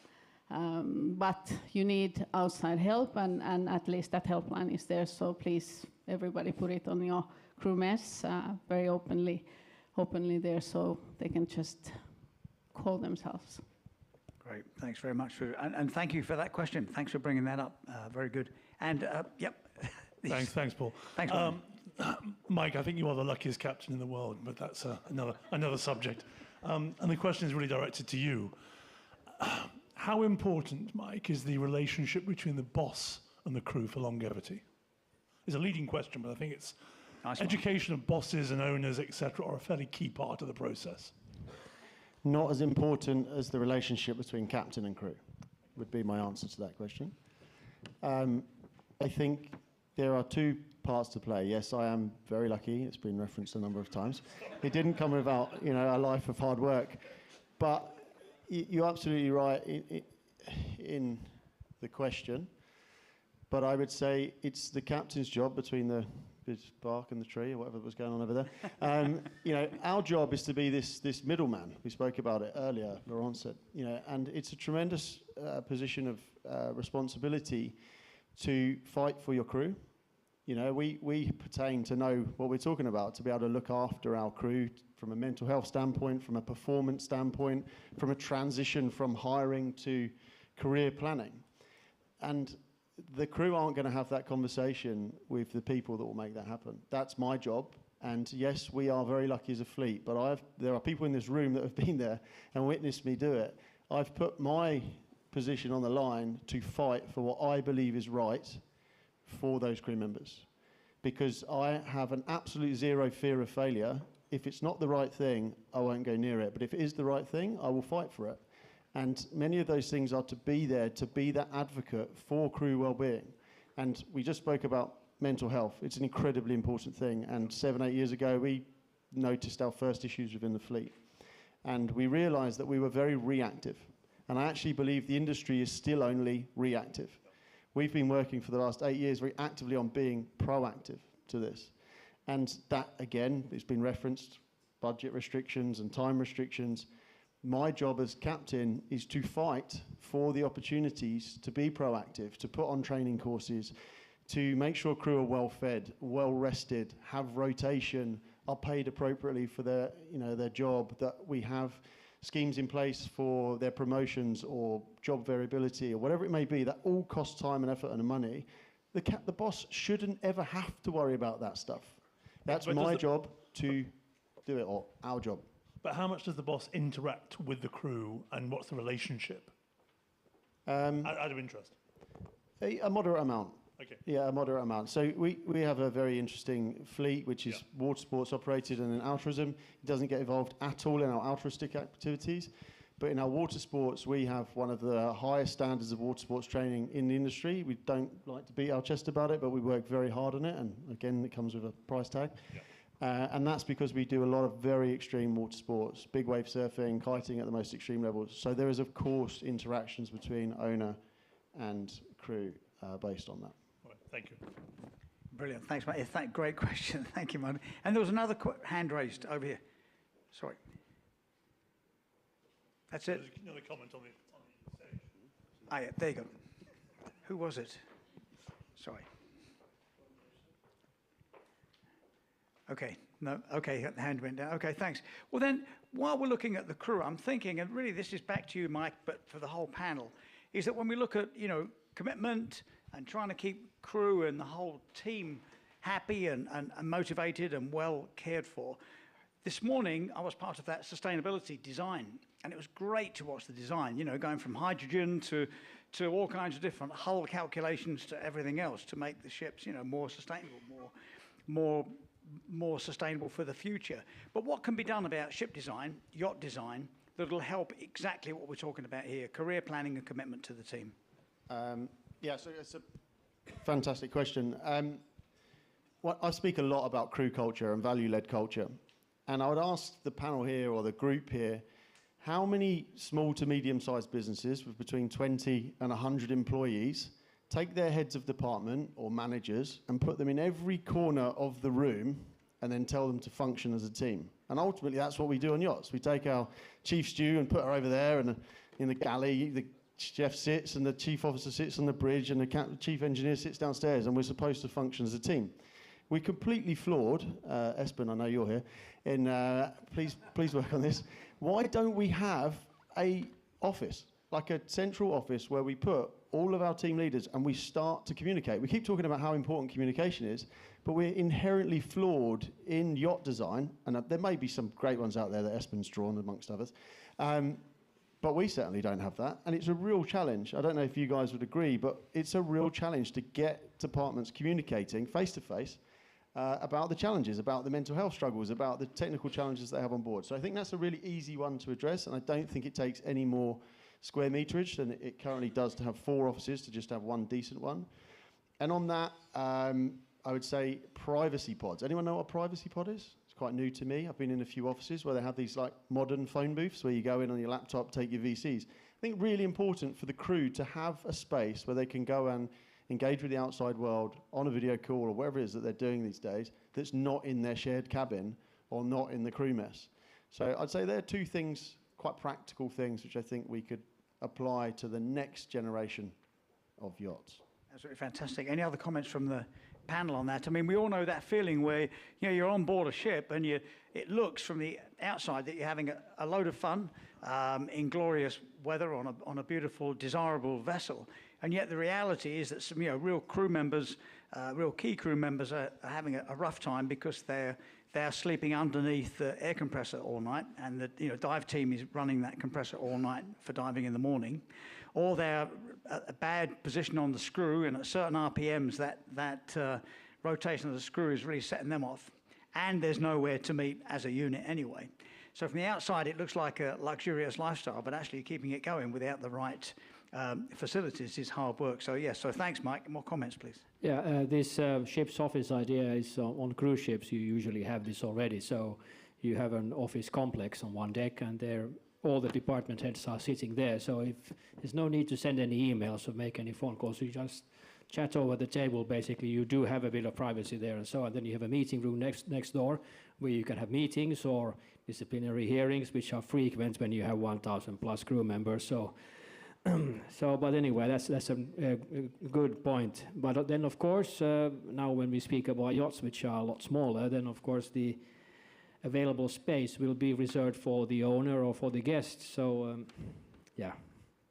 But maybe it would be good to chat with the yacht designers. And what comes to the crew cabin placement, definitely a big comfort issue there. So.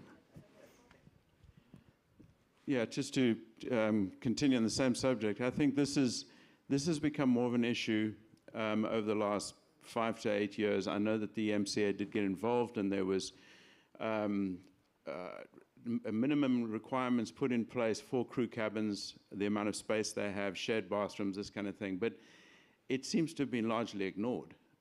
You can still go onto yachts that have been built in the last few years, and you have cabins where there's 4 crew members sharing a cabin, or there's 4 crew members sharing a bathroom.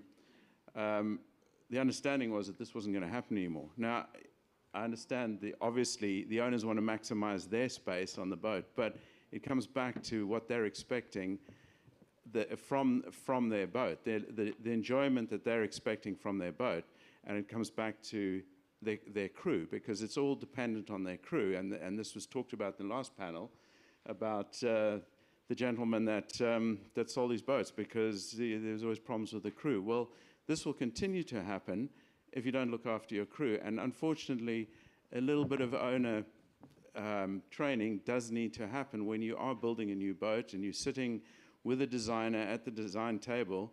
I think that it's worth considering this, that you have to make a little bit of space for your crew to be happy, because as a captain, there's only so much you can do to create that comfortable, happy environment on board so that the crew will work properly as a team if the physical constraints are there and you can't get around them. Yeah, I love that. Any comments, questions, guidance, or advice from the... oh, yes, sorry, gentleman at the very back. Sorry, Baptiste, you have to run. Thank you.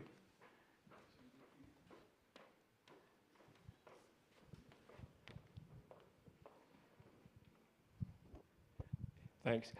When it comes to the crewing and the design of yachts, I think one thing that's been missing over the past few years is the increased demands that are being placed on crew, and the fact that the evolution of the manning on board has not followed suit. So, for example, we have now the beautiful beach clubs, which adds another deck to the interior in terms of having to service them, but we don't add another interior crew member to take account for that. We have lots of activities like hairdressing, we have spas, we have massaging, and yet the manning of these vessels hasn't been increased to take account of those additional features and functions and beautiful experiences that we offer to our guests. So there is one thing that I would suggest very strongly, is that we start to understand what it is the owner expects in terms of services, and then man the vessel appropriately and not based on what we used to do in the past. Thank you very much. Responses?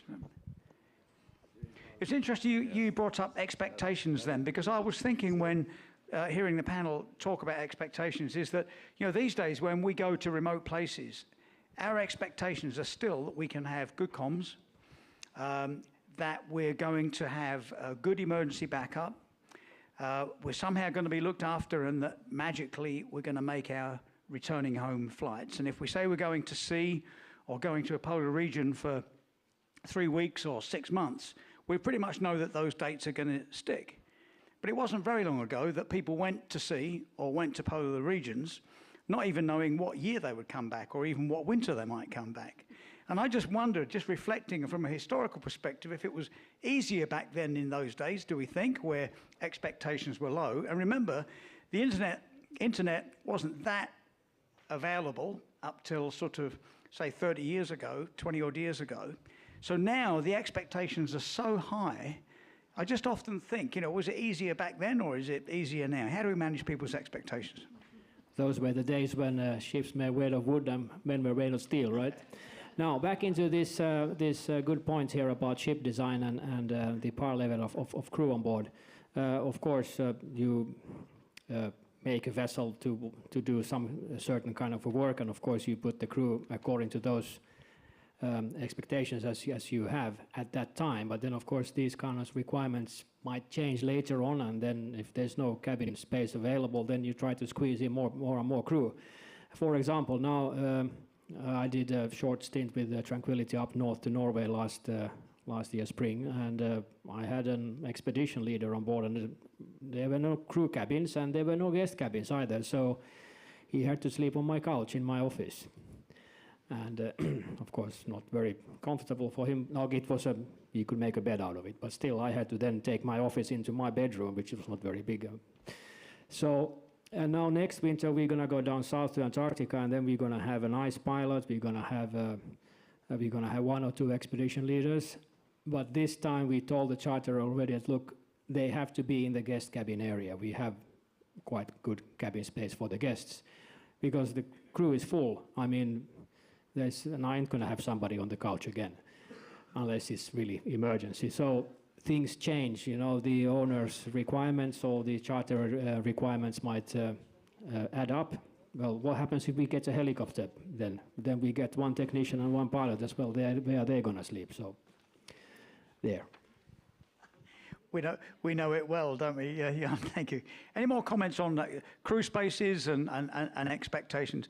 And on the design front, I think we really are going places with the design, because that takes a long time yet. These are new designs that are being considered now.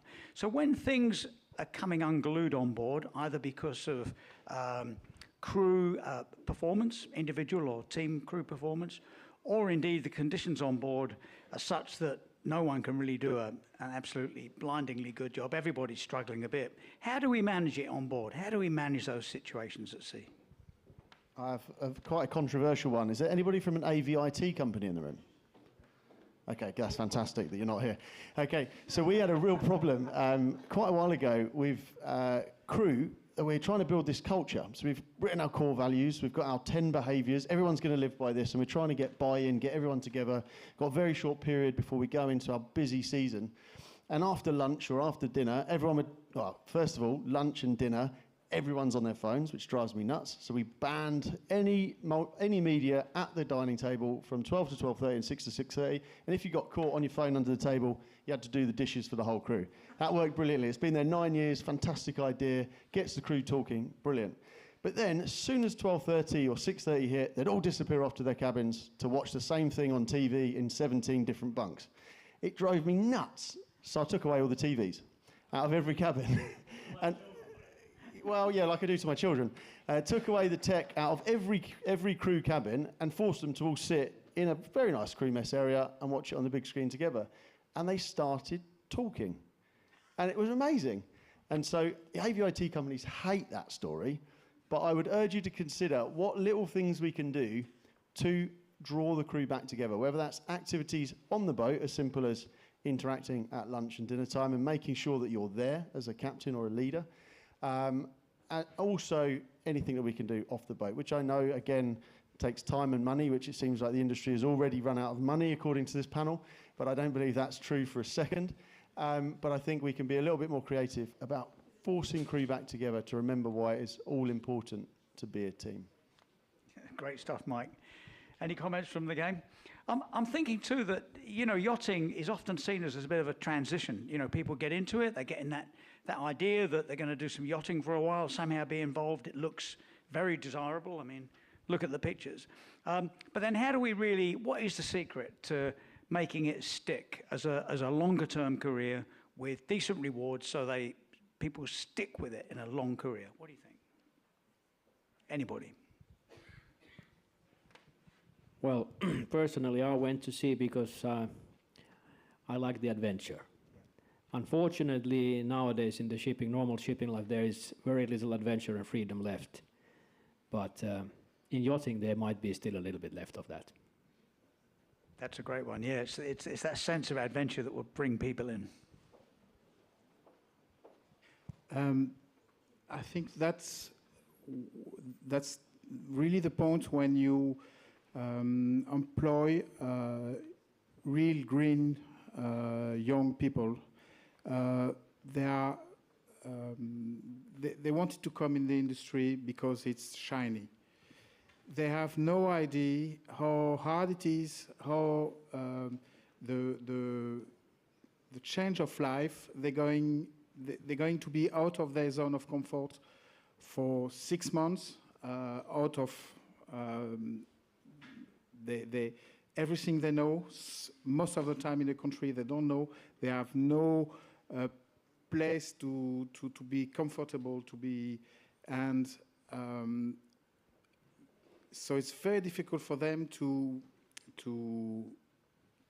be comfortable. Only the best will stick, and all the people who came in the industry because it's shiny will leave very soon. And that's why when you have people who had a life before, when they come in the industry, I think they don't have all these shiny dreams. They come for a real reason. They had a life before. Then they know what is sometimes how hard it is also in shore life, and so they bring all the skills, and they know that if they come into a yacht, they're going to stick to a more bigger commitment, and I think that's where you can find people who are going to stay longer on board. And also, I'm very a huge advocate for mixing culture. We discussed this morning about before about mixing culture, but also mixing different background, mixing different age, and all this kind of people coming from everywhere create something really interesting on board. I'm pleased you mentioned about life ashore as well, because sometimes, there were various times through history where navies and, dare I say, pirate ships also did very well when conditions at shore were very hard, because it meant it was a better life at sea. And I wonder if today, we're going through some uncertain periods right now, is that bringing a surge of applicants to work at sea?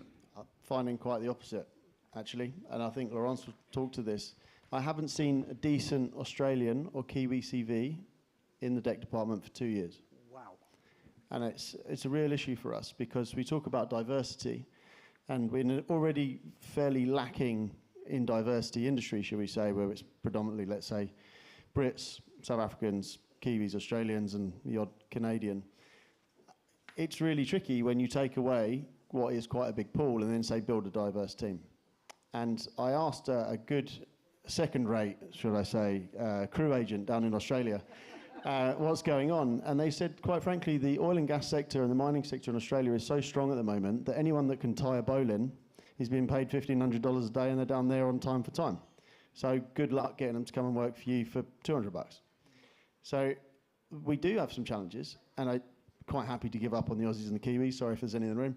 But there are, in that crisis, there is definitely opportunity closer to home here in Europe, and we need to work harder on attracting that talent into the industry. And if anyone's got any ideas, I'd love to hear it, maybe now or afterwards. But yeah, it's definitely an opportunity. But we're not seeing what you might expect from Tough Times Ashore piling into the industry. Certainly not in any quality. Okay, that's a bit of a wake-up call. Any other comments on, how do we attract, good talent into the yachting industry? I agree with Mike. I'm seeing the same thing. It's not just limited to certain nationalities. It seems that good CVs come across my desk few and far between. There seems to be a real shortage of good crew, and there's definitely a shortage of good individuals that are new to the industry. And a lot of boats, ourselves included, face even greater challenges. We limited to which nationalities we can hire, so we don't even recruit a lot of the mainstream yachty nationalities, so to speak. So yes, it is a real problem, and I'm open to suggestions as to how we can attract more good people to this industry, especially entry-level people that we can then nurture and mentor and have them stay and move up through the ranks.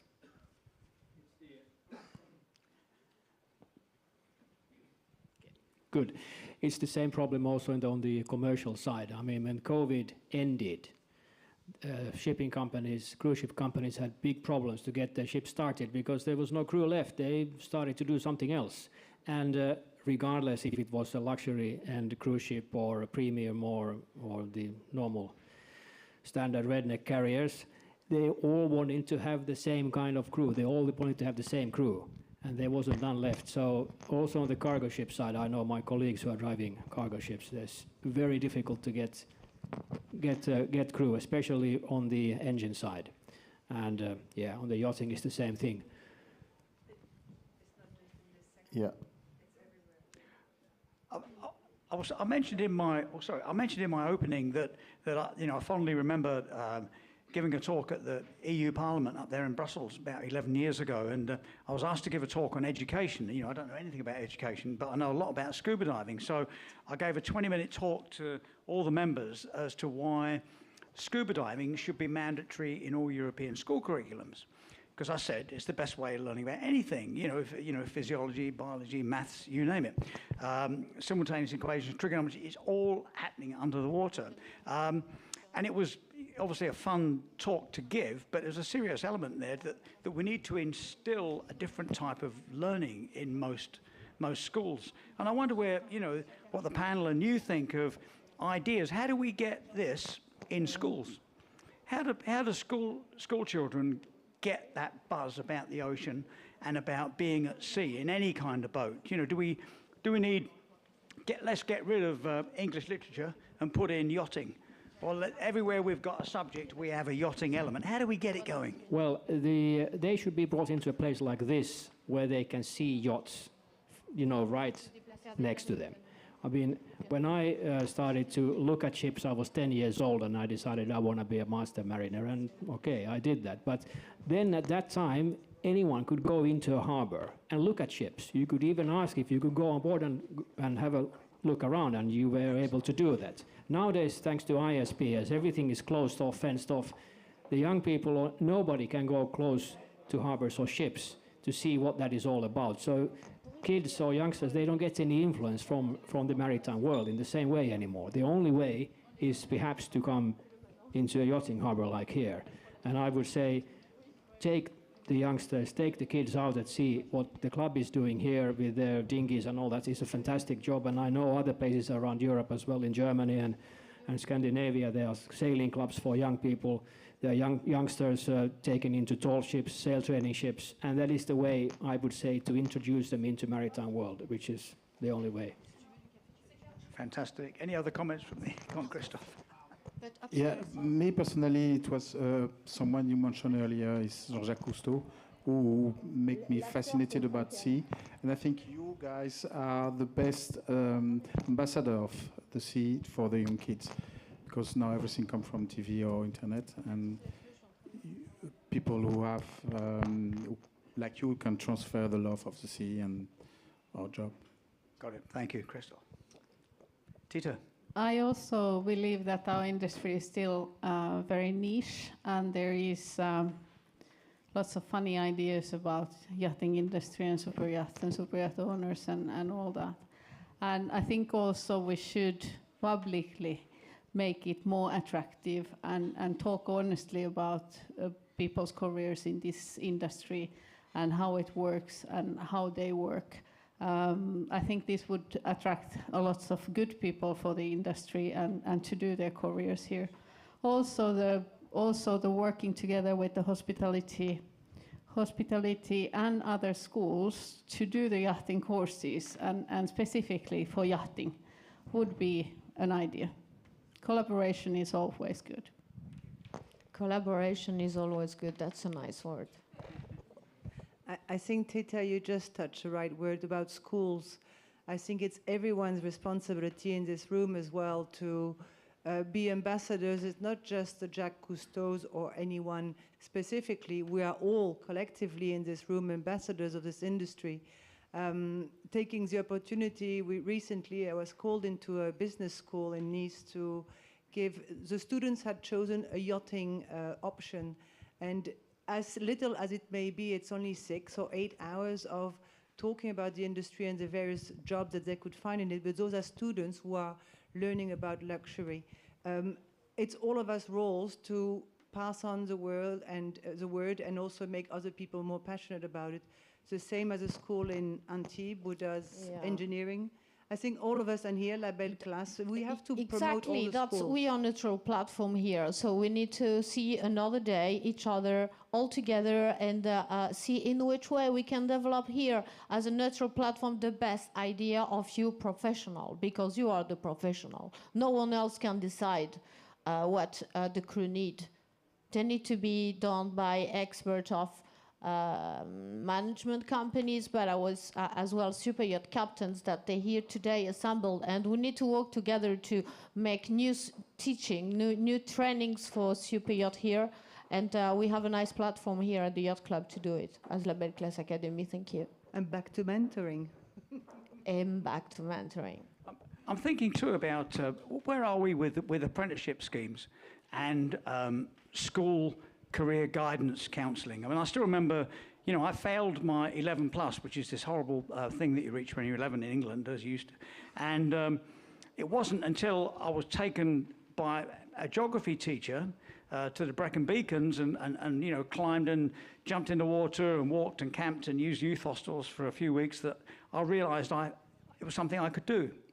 I didn't know I was doing trigonometry, but I could easily work out a map and a compass and where I was going. I didn't know I was thinking about geology when I was finding safe routes up and down these hills. And I didn't know I was doing teamwork and leadership when I was peeling potatoes into a bucket in the Merthyr Tydfil Youth Hostel. But there was something about that spirit that got me going, and that was the saving of me. And I wonder where we are with career guidance, apprenticeship schemes, practical opportunities for young ones. What's the feeling at the moment?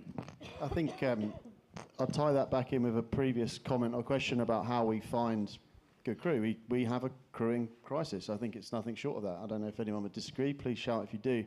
But we have a tremendous challenge, and I think that's why I came with my very first comments, which were better humans, not better crew, because a lot of the stuff we talk about being a good crew member are skills, learned skills, which falls on us, our responsibility as leaders, as captains, as heads of department, to teach some of those skills. So you're absolutely right.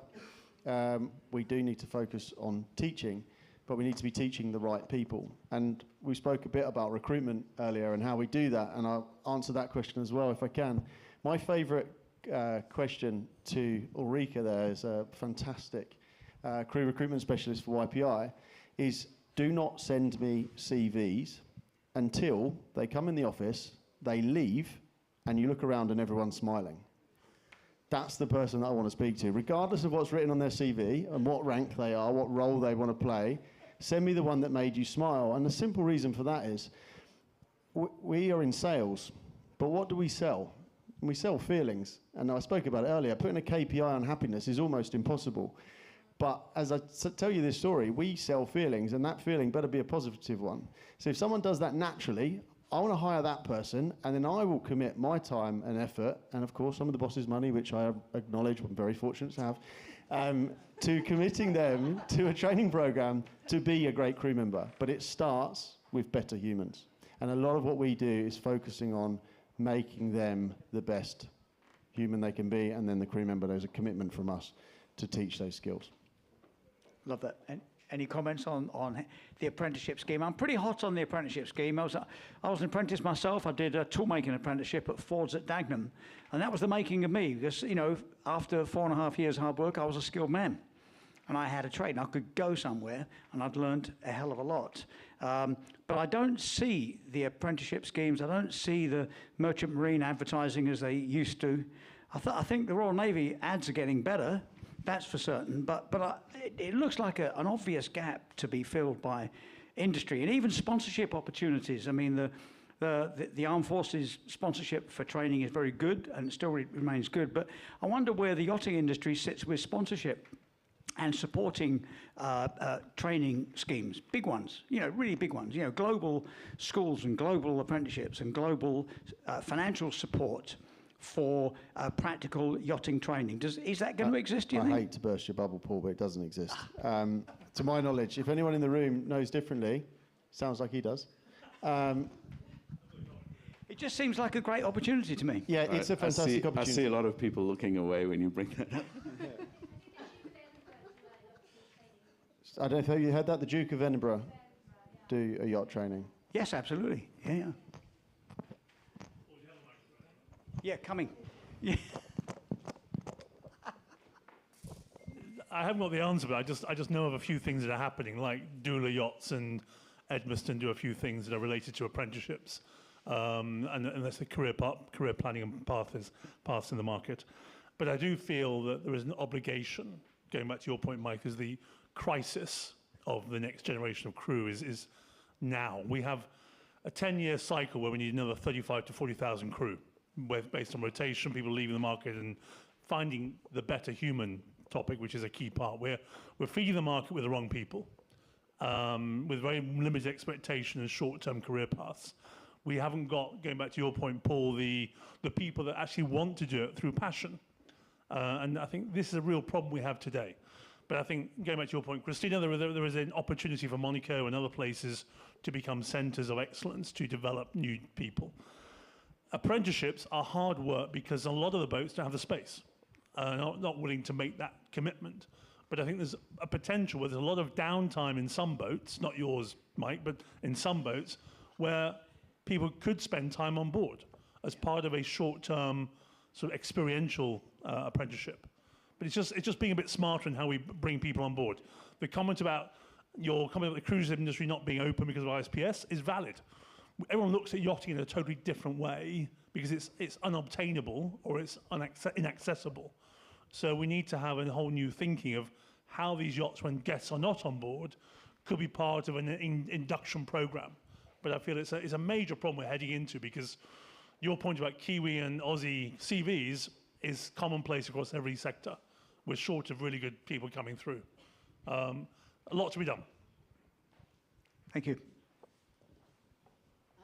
I can now only speak as a captain's wife. I know my husband did have an apprentice from the Seaman School in Finland, and that one he was taking on board 2 other ones, and it was shut down by the management company and the insurance. First of all, for the accommodation, there wasn't enough accommodation because they're coming as extras. And then there was a question about the pay, and then there was a question about insurance. But I think something like that could be easily resolved and developed in our industry. There you go. There's hope, Mike. We've still got a little bit of time, but before we begin to think about, there's a question. Before we begin to close up and get final thoughts, question from the audience. Sorry, I'll get you a mic. Hang on. Here you go, sir. Thank you very much. Sorry. Okay. This should work. A few cents that I would like to add. The crisis that is going on right now is a similar crisis to 1918. When we had the First World War, hospitality is something relatively new. Luxury hospitality, including the yachts, is something relatively new. Before the First World War, by the way, Downton Abbey shows this quite accurately, how a very big global event changed the course of the lives of certain people. And when we're speaking about the Downton Abbey kind of people, these are the kind of people that we have right now on the yachts. So there was a big change over there. We have the similar change now. We've seen this, well, on the yachts. We've just discussed it. There is a problem with the recruitment, but there is also a recruitment problem in the private households, in the residences. There's also a recruitment problem in the hospitality in general. So there's a general problem, and that is, in my humble opinion, caused by COVID. This was a worldwide event, affected everybody in almost every sector, so we feel this very hard. Now, if we speak about the people that are in the industry right now, yes, there's many people that left and that don't want to come back because I can just sit at home, I can just not leave home, I can just work on my computer and I can do my job, get paid for it, and it's an easy life. Other people, well, we have some crazy people, like the people over there, with all respect, who still go, and I'm one of them, by the way, who still go to the office every day. You don't have an office, you have a nice, very big boat, but still, you still go there and you still do your job. The young people that need to come in, they have already this mindset that I have everything on my phone. I cannot leave my house. I can not leave my house. I can just stay at home. Why should I go and work anywhere else?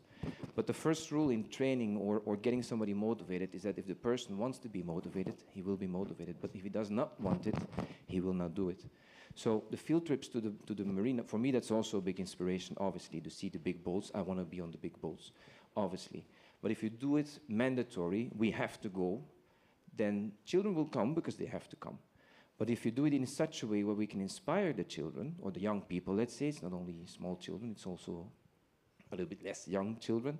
If we can inspire them in such a way that they automatically say, I want to do something, like the Jacques Cousteau stories that I heard a couple of times, if we can do that, I'm sure that many people will follow. And the way we're going to do that is the last remaining dinosaurs, once again, with all respect, but I'm saying this with respect. We haven't taken it personally. I consider myself a young dinosaur as well, but it's these people that give because the story that you gave as well about your personal experience, about the Jacques Cousteau going under the water and then going on the poles and all these things, that's great. But these are things that interest young people, and these are things that inspire. So the only thing that we can have is, I'm not sure, I'm sorry, but somebody mentioned it, I think it was me, Marianne, the ambassadors that we need.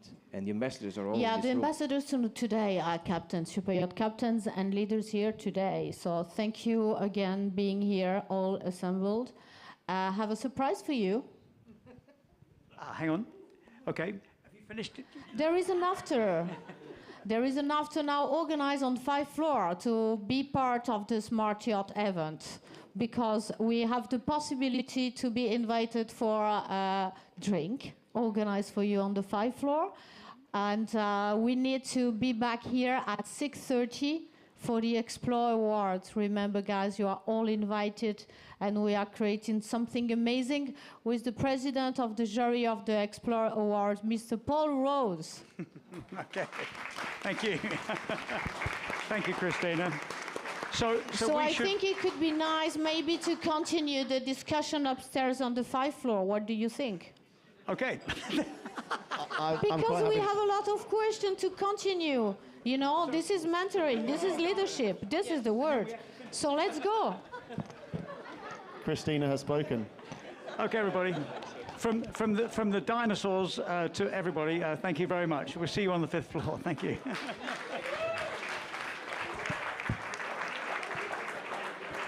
Thank you. It was very enjoyable.